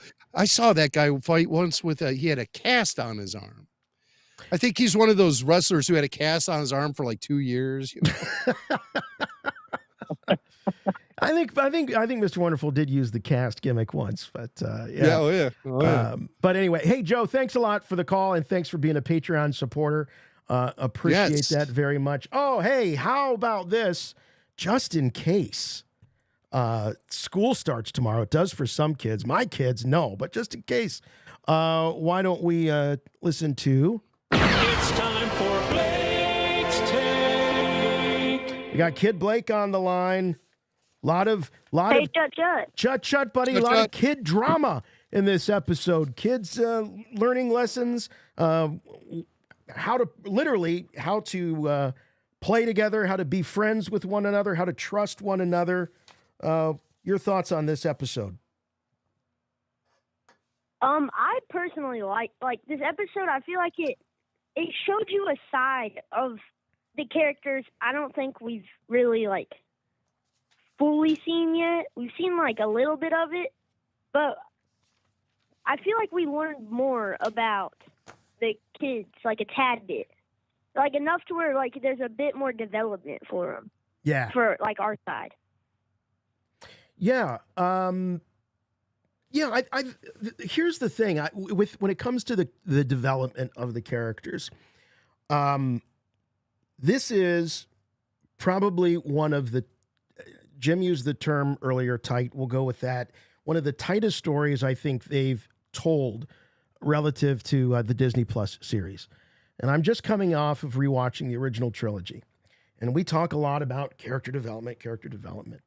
So much of, and I'm not going to say all of it, but so much of the development of the characters that we grew up with, we've had damn near 50 years of not just other material, other stories, other content, but we've had 50 years in our own heads of thinking about these characters. We've only spent, what is it now? 5 weeks with these characters.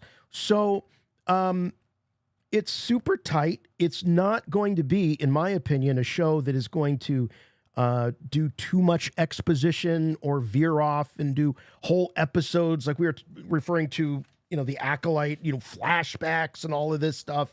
I don't think that's its mandate. I don't think that's the way these creatives want to tell the story. So I think relative to what the show is doing and the type of show that it is, I think they're doing fine with the character development. I'll put it that way. Yeah, like it's not like every other episode is like a flashback, like Acolyte. Like it's like every other episode. Sometimes 2 episodes in a row would be a flashback. It's like every so often there is a flashback. Well, these characters. And in this show, Yeah.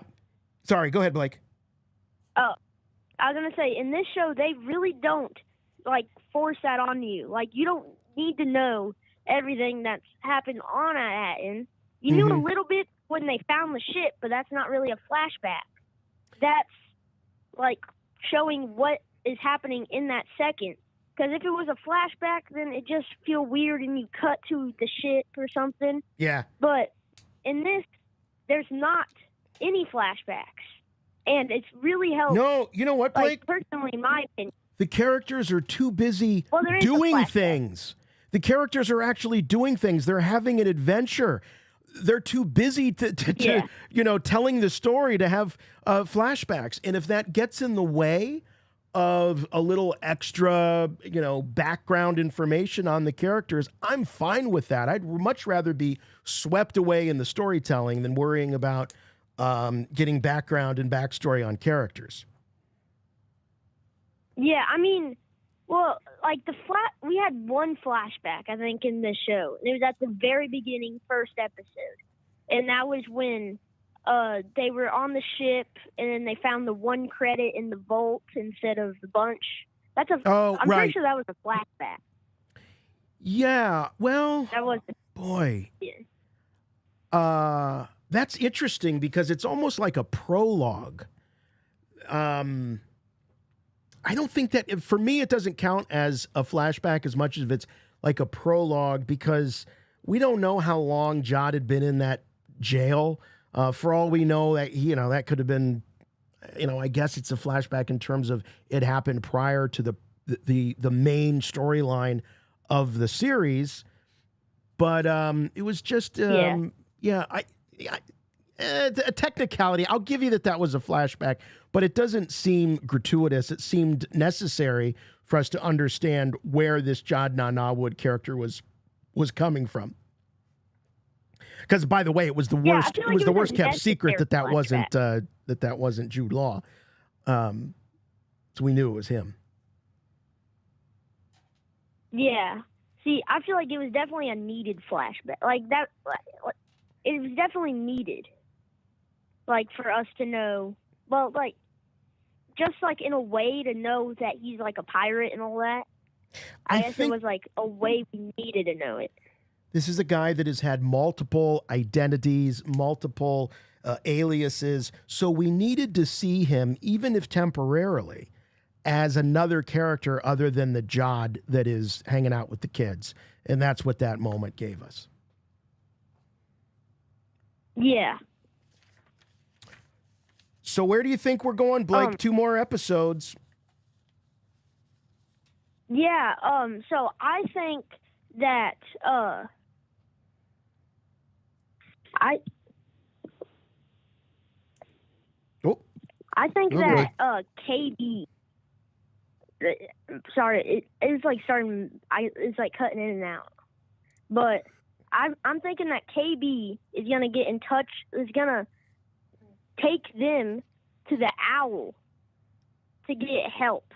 Yeah. For when they go to Atten, because they know that Jod and Smee are gonna be there, or SM-33. They're gonna be there, and so she's gonna ask the Owl for help, and the Owl's gonna get the New Republic to join them, and that's how they're gonna find the planet. And then I think in some way, the First Order later on, this is where they're getting their money from, is at Atten. Because it's what makes all the Old Republic credits. And I think this is where they get all their money. Okay, that's an interesting speculation about how this story is going to tie into the big Star Wars mythology.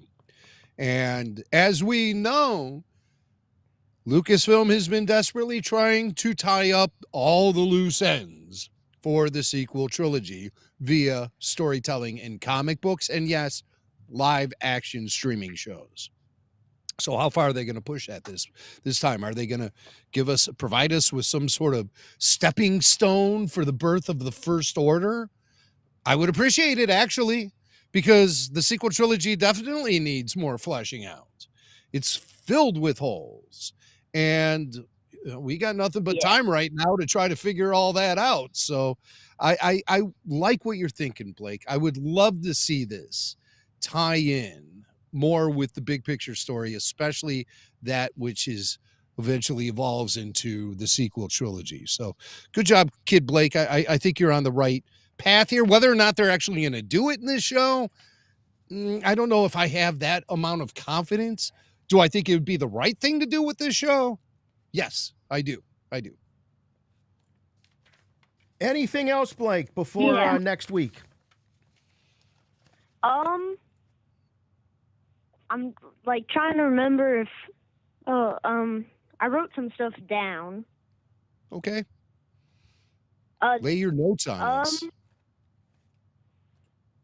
Well, there wasn't like just like how you were saying earlier, Jimmy. There's not that many notes you can take on this. Yeah, it is a pretty straightforward story. It's all pretty straightforward. Yeah. Mm-hmm. Yeah. And that's okay. That's okay. Yeah, I think that's I think that's necessary. And I'm happy when the conversation is as much about what we see on screen as what we're seeing off screen. We spent a lot of time talking about Disney Plus shows and agonizing about what must have happened off screen. It's nice to be able to talk about what happens on screen. So, Blake, Happy New Year, buddy. Please extend our holiday greetings to the whole family there. And when do you go back to school? Next week? You good for the rest of the week? I go back on Tuesday. Oh, Tuesday. They give you a Monday off, so you have a short week. I love it. All right, buddy. Well, that's good. And you have something to look forward to. You've got, on that day you go back, there's a new skeleton crew. Yeah, that's right. Yeah. Yeah. All right, buddy. We'll talk to you later. There he goes. There goes Blake. A communications disruption could only mean one thing. Right. That's his mom standing in the doorway pointing at the watch. Time for bed. Let's see. We've got Justin from Pittsburgh calling. He's also a Patreon supporter. So, Justin, hello. Hey, Chut. How's it going, guys? I mean, Good, I'm Justin. sorry. I know. But I just want to say, first time caller, and listened to you guys for a lot, but I finally can get through. Like everyone's been saying, nothing too crazy. I just want to say I've been enjoying the show. I've always it's been kind of a guilty pleasure, kind of like these the treasure hunt. I've always everyone says the Goonies, National Treasures was always a big one for me. So I always appreciate it, and just like everyone's been saying, the story has just been so on point with the characters and everything else, to where it's just like you guys were talking about earlier, with the frustration with they're pushing this technology so far, and yet it's just everything's coming down to money. And it's that we've got the volume on one end with Mandalorian and Ahsoka. You're giving us wide angle, beautiful movie quality shots. And then Obi-Wan Kenobi and Ahsoka, we're getting, Gilligan's Island leftover props and, splashing some. I mean, and then you go on this show, and like they were talking about with Neil, I mean, they're mixing the CGI and kind of doing what they were talking about. If you guys watch that ILM documentary where they talk about Jurassic Park, they were originally going to do Phil Tippett stop motion, and they were just going to blur with the computer. Until, long story, that got pushed into CG. But that's kind of what they're doing with this. And so it's like we're kind of starting to see like Star Wars is starting to get receptive is when they're taking a step back and letting like the technology just kind of buffer in the spots, when it's needed, but still being able to give us that grand scale. And I think they're having a hard time finding that balance right now, because this show feels like it could be, if it was an animated show like Rebels, because what's his name, Wynn, gives me kind of like a live action Ezra vibes to begin with. So it's like, if this was an animated show, we would have gotten probably 20 episodes and Justin, so much more, probably like stories and planets in between. Yeah, Justin, if I could, I think you're bringing up a really good point here, which is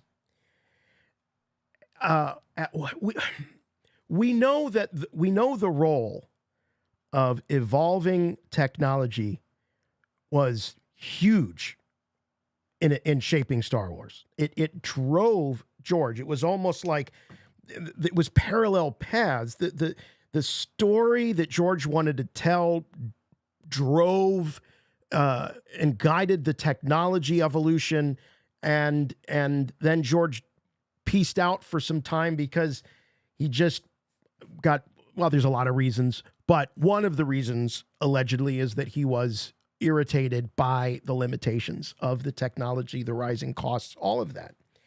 And then the prequels come out and we know the story about him seeing dinosaurs in Jurassic Park, blah, blah, blah.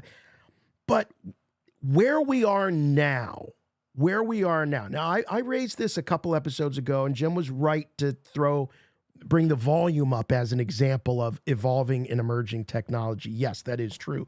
And this Star Wars Disney Plus has furthered that.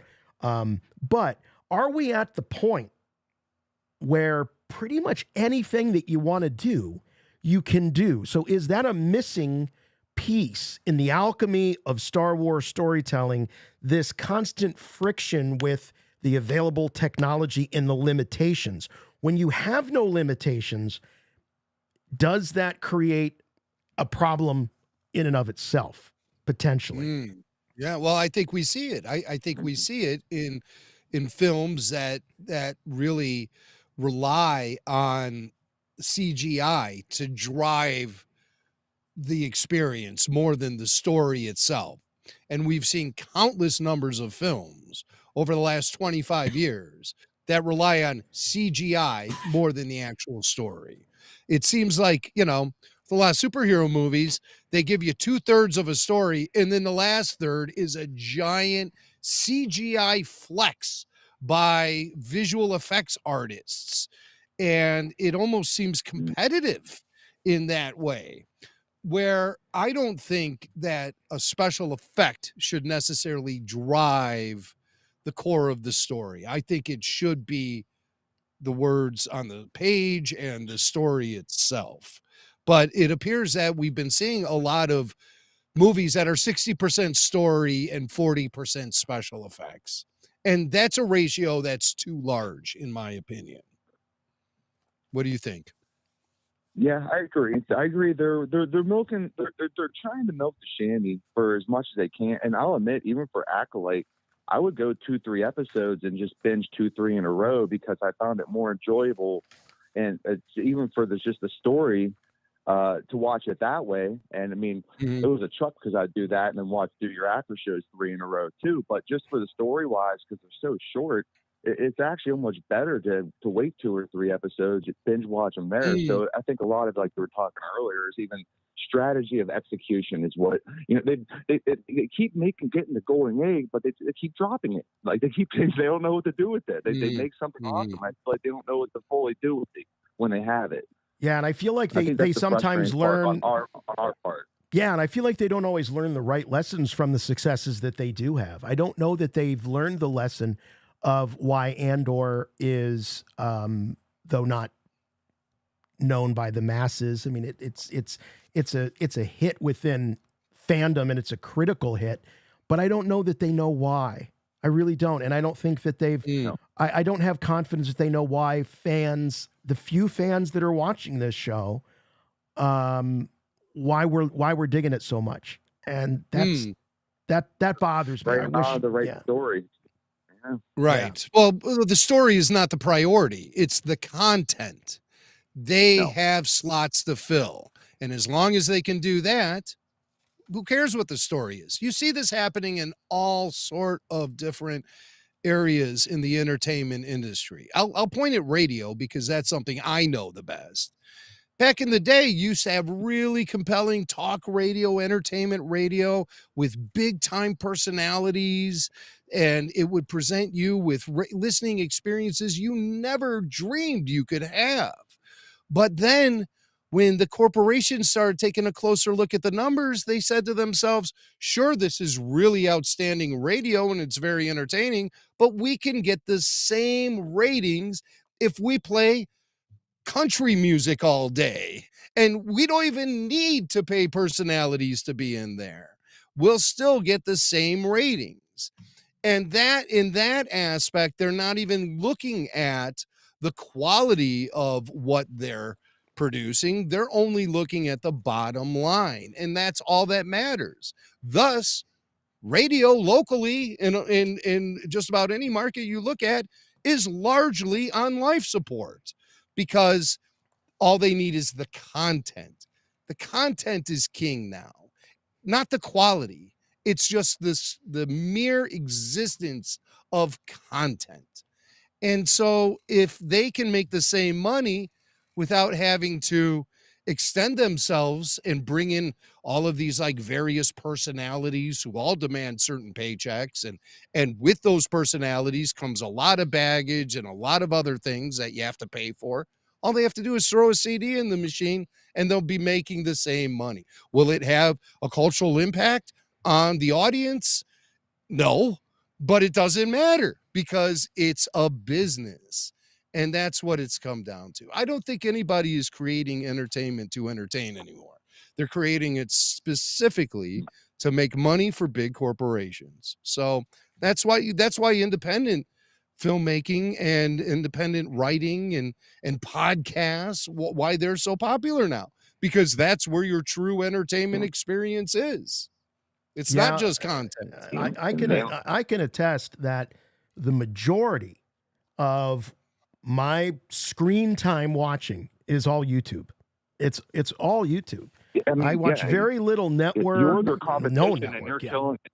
Yeah. And it's also because we don't have. Just take us here at Rebel Force Radio. We're not sitting here looking at, well, if we do a hour and 40, we do a 90-minute show, we'll get this many downloads or that many downloads. We keep talking, as you guys know, until the conversation runs out or one of us is got someone in the house yelling at us to get upstairs to watch something on TV or what have you. Like, we don't have those restrictions. That happens to you? Is that why you're always so distracted?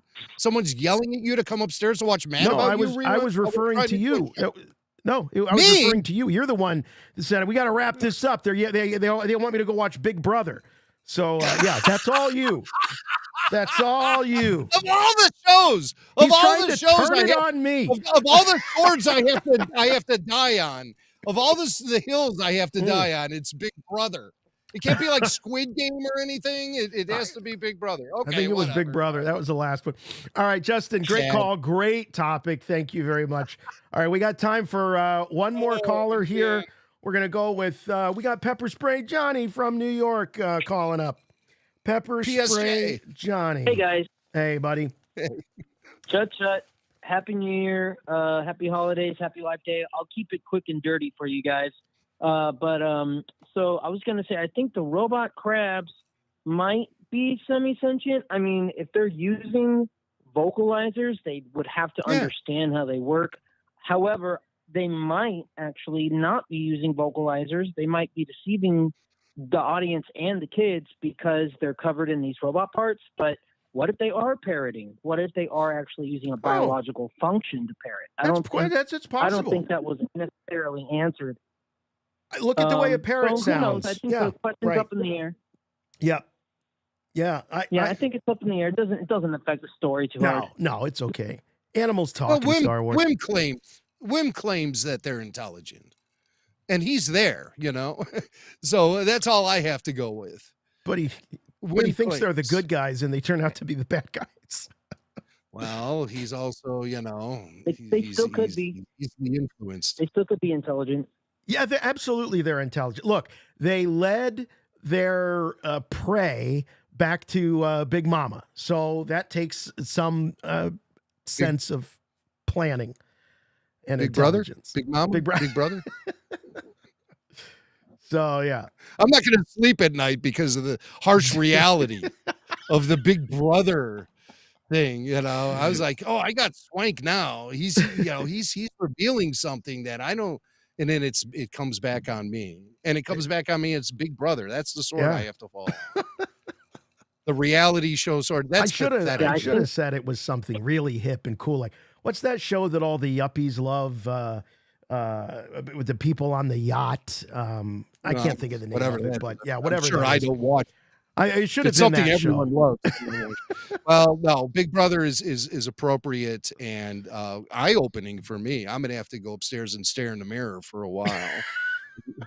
This is not the way I wanted to start my 2025.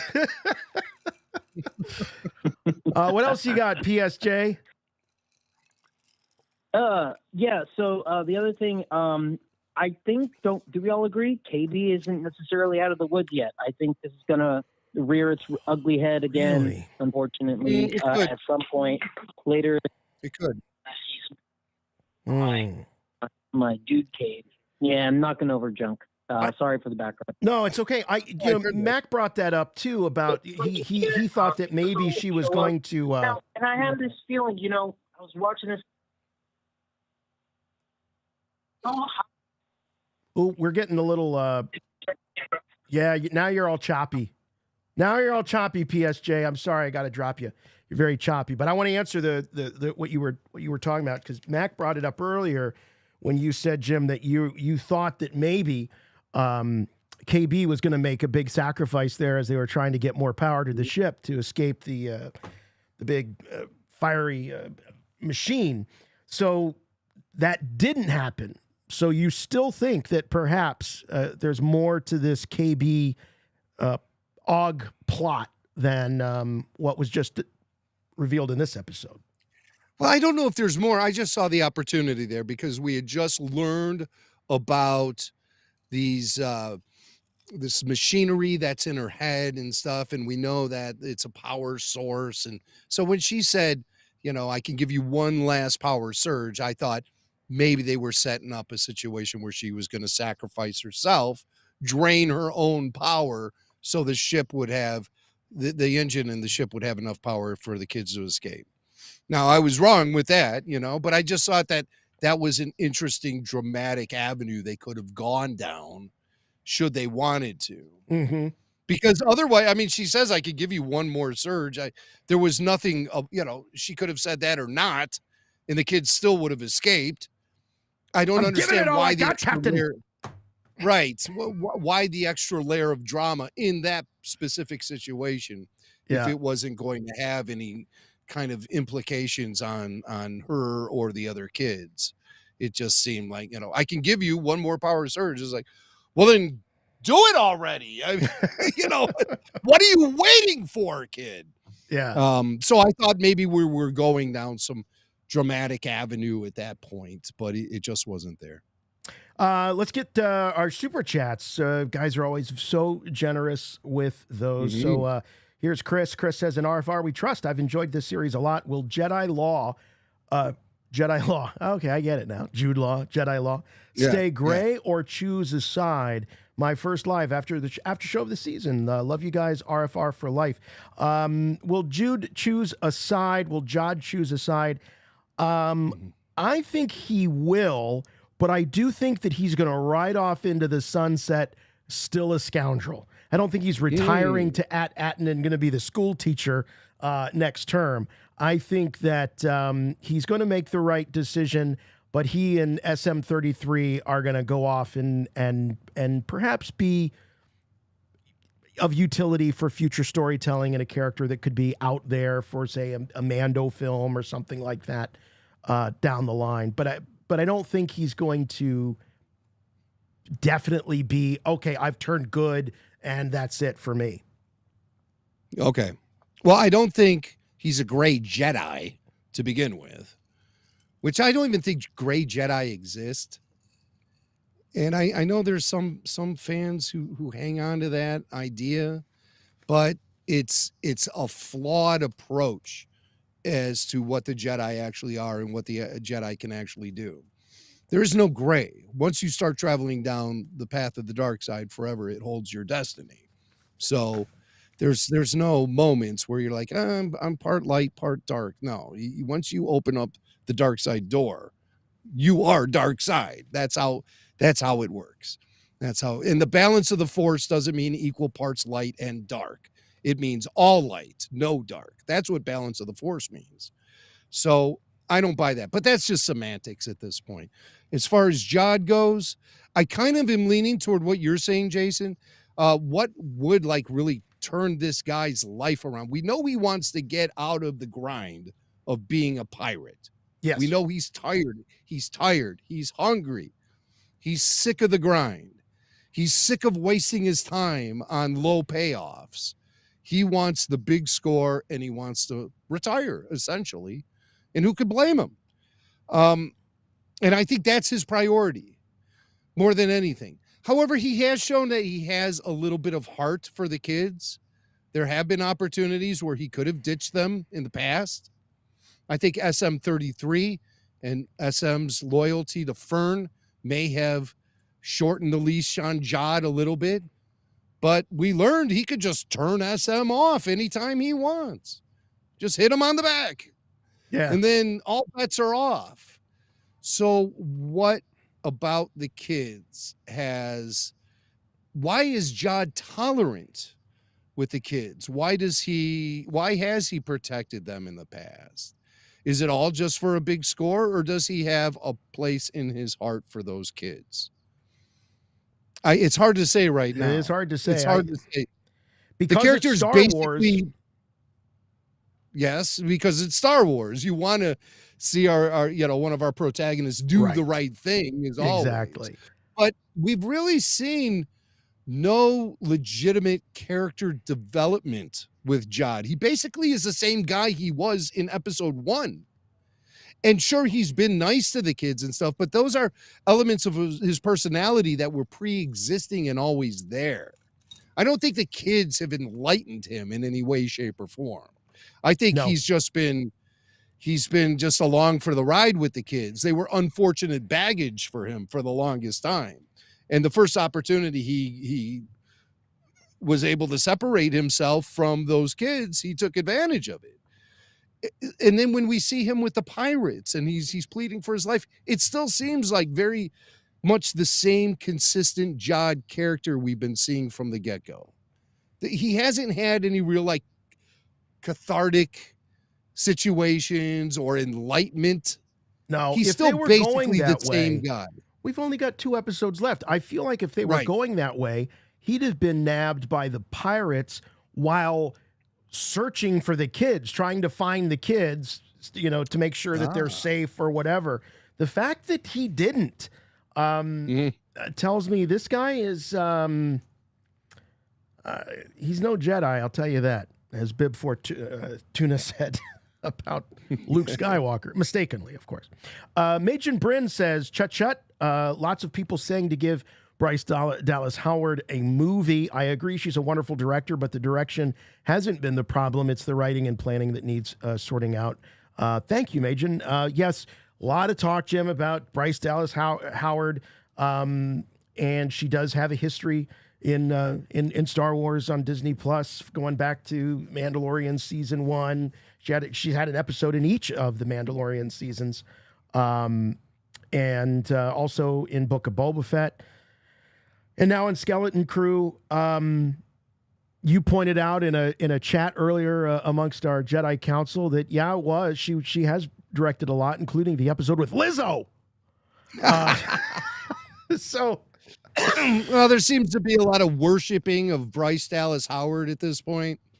And I think that's primarily because of her celebrity status as an actress and as Ron Howard's daughter. But she has put in some good Star Wars work, but I don't think she's put in the best work of the streaming series. I think there's been plenty of episodes directed by directors we don't even talk about in regular conversations that far outshine anything Bryce has done. She did do that one episode of Boba Fett, though, with the return of Luke Skywalker and all of that, which was really a standout episode. I mean, she's done good stuff, but there's not really anything about the episodes she's directed. She's as hit and miss as the other directors have been, I think, largely. There's really nothing in particular that she's done that really amplifies her to the top of my list. I would as say someone who that should be making new Star Wars. I'd say that the performances of the kids in this episode tell me that she's a director that can coax good performances out of her actors. I would give her credit for that. I hear that.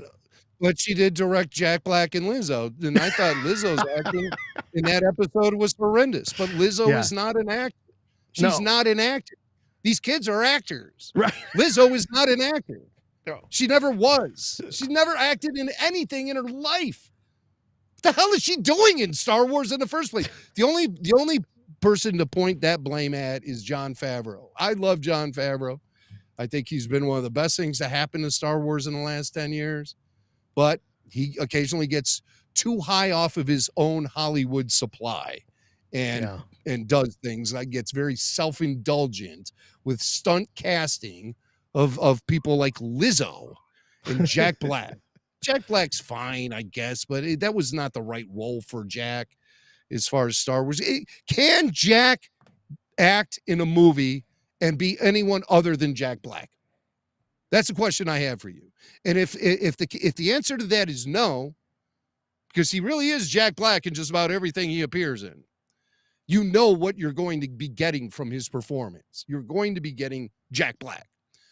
If that's the case, if somebody's bringing in so much personal baggage into their performances all the time, should they be in Star Wars? Should you even think about putting them in Star Wars for a second? I say absolutely no. Absolutely no. All right, here's a question from Suds. Suds like, what about the lightsaber? Yeah, what happened to the lightsaber? He says, love this episode, but a question occurred to me this morning. Why didn't Jod use the lightsaber to get himself out of trouble? Right. Or do you think he lost it? That's a good question. What happened to the lightsaber? Suds also followed up very generously with a Happy New Year, Jason and Jimmy. Looking forward to 2025. Thank you, Suds. Thank Love you, buddy. brother. That's, I'll tell you, nice. man, that crossed my mind a lot because the last thing we saw in the previous episode was Jod handling the lightsaber, and we heard it ignite, and it rolled credits. So you thought the lightsaber would come into play somehow in this episode, but maybe the situation didn't get dire enough for Jod to use it.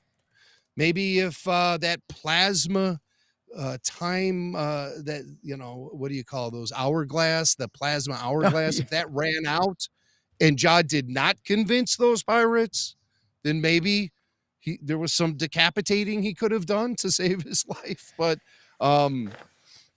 that's the only thing I was a little shocked and disappointed. And also I was surprised we didn't check in with Wendell and the other parents on Ad in this episode, because we're starting to get to crunch time here.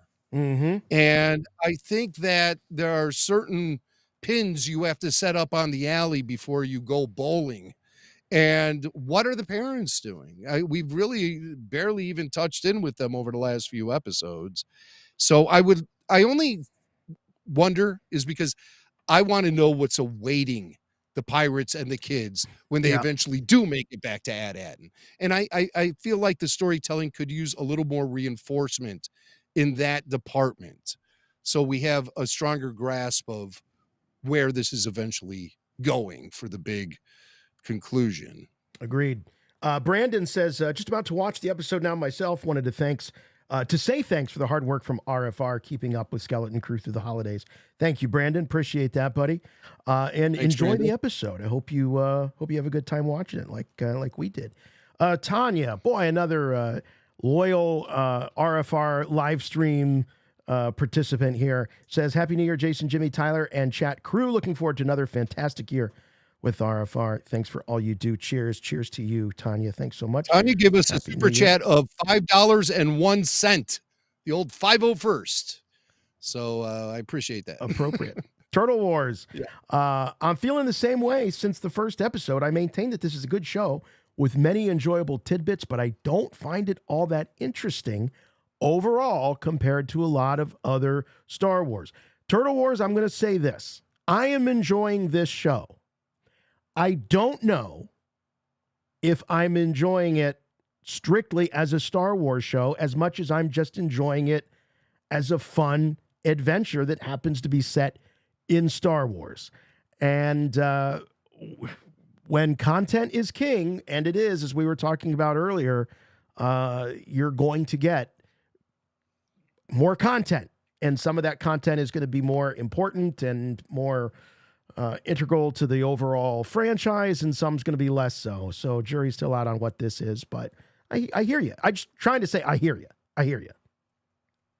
It just seems like a very big investment for the studios to be making in some of these stories that really are disconnected from the rest of the Star Wars mythology.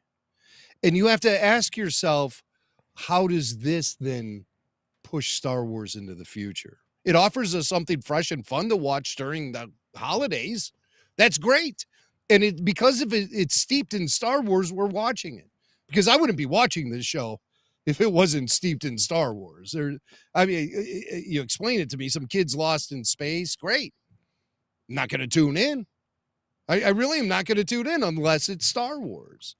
So is that an abuse of the IP? Is that an abuse of the IP? Are they being misdirected in the way Are they that making you take your vegetables, Jim? Is that what they're doing? They're making you eat their broccoli by putting it in some cheesy Star Wars sauce? Well, they're trying to push this notion that variety is the right way to go with Star Wars. When Star Wars never went with variety, ever. Outside of the holiday special, which was like a variety show. But you know what I mean? To like create all of these vastly different approaches to Star Wars. I do not think it's helping the brand. I think it's diluting the brand. Your family is not watching Star Wars with you. And this is clearly a Star Wars story designed to appeal to families. But your family's not watching with you, Jason. My family's not watching with me, despite the fact that they have expressed some interest in it. There are too many other things that they're interested in right now, and they don't feel the desire to check in with Star Wars right now because all the stories are so disconnected. And that's where Star Wars is failing. I really think they need to take an approach like Game of Thrones and just tell one vast epic story based around a certain set of circumstances and characters based in one specific part of the historic timeline and build on that for years. Build on that and establish a new foundation for Star Wars. You're never going to establish a new foundation for Star Wars and move it into the future by constantly throwing all of these vastly different stories up against the wall to see what's going to stick. The audience is confused. And at the end of the day, the only ones who are watching Skeleton Crew are the hardcore fans like us. Well said. Shlomo Ishtoff writes, I was going to super chat you with Old Republic credits, but I can't find that at, and so here are some shekels. Thank you, Shlomo. That's very, very kind of you and well said. And speaking of Shlomo, he also had a really good comment. He said, the lightsaber is in SM-33's head. He's just waiting for the signal. Okay, So well, that's a good point. You know what? You know what? I said before, you know how Star Wars repeats itself? It's like a poem. It rhymes. That, you know, that's the best explanation I heard as to why Jod may have not used that lightsaber to defend himself against those pirates. It's because SM-33 has it tucked into his crotch. I don't know. That'd be an interesting look to see him launch it out of there. But good point. Good point. And by the way, happy Hanukkah, Shlomo. And happy Hanukkah to everyone out there listening to the show, if that's what you celebrate. And happy New Year to everyone listening to the show, because I know that's what you're celebrating. So thanks for joining us. This is going to wrap it up for the holidays for RFR. I've really enjoyed our little holiday run here with Skeleton Crew. It's been great. It's been great. Peter Beiser, we just got to give him a shout out. He said he's not feeling so well. He says, the medicine is hitting me. I'm dozing off. Love you all. See you next week. Peter, feel better, my man. There's a lot of crud going around. So hope that you're on the mends. Yes, definitely. So huge thanks to everybody and all the callers, all of the super chats. You all are the absolute best. Also, big shout out to our call screener and our official program observer here at Rebel Force Radio, Tyler Page. Thank you so much, Tyler. Really appreciate it. We got to most of our callers this week. Anything that we left on the table with this episode in particular, either from your observations or just talking to our callers? Well, Eric from Phoenix called in and he let me know that he thought it was a little too convenient. A lot of the writing, timing of that ship, the Onyx Cinder being flown over, that kind of stuff. But I feel like that's just what it is. I like this episode a lot. I thought, it gave us a lot of good character development, and I enjoyed seeing KB's real response to how she feels about Fern. She had that one line where she's like, she didn't think I would need maintenance. I think we're seeing Fern as a more of a selfish character than I realized at first. So I'll be watching her choices in the future closely. Keep an eye on Fern. Thanks, Tyler. Happy New Year, buddy. Appreciate it. Thanks, guys. All right. Selfish Fern. Jimmy Mack, final thoughts.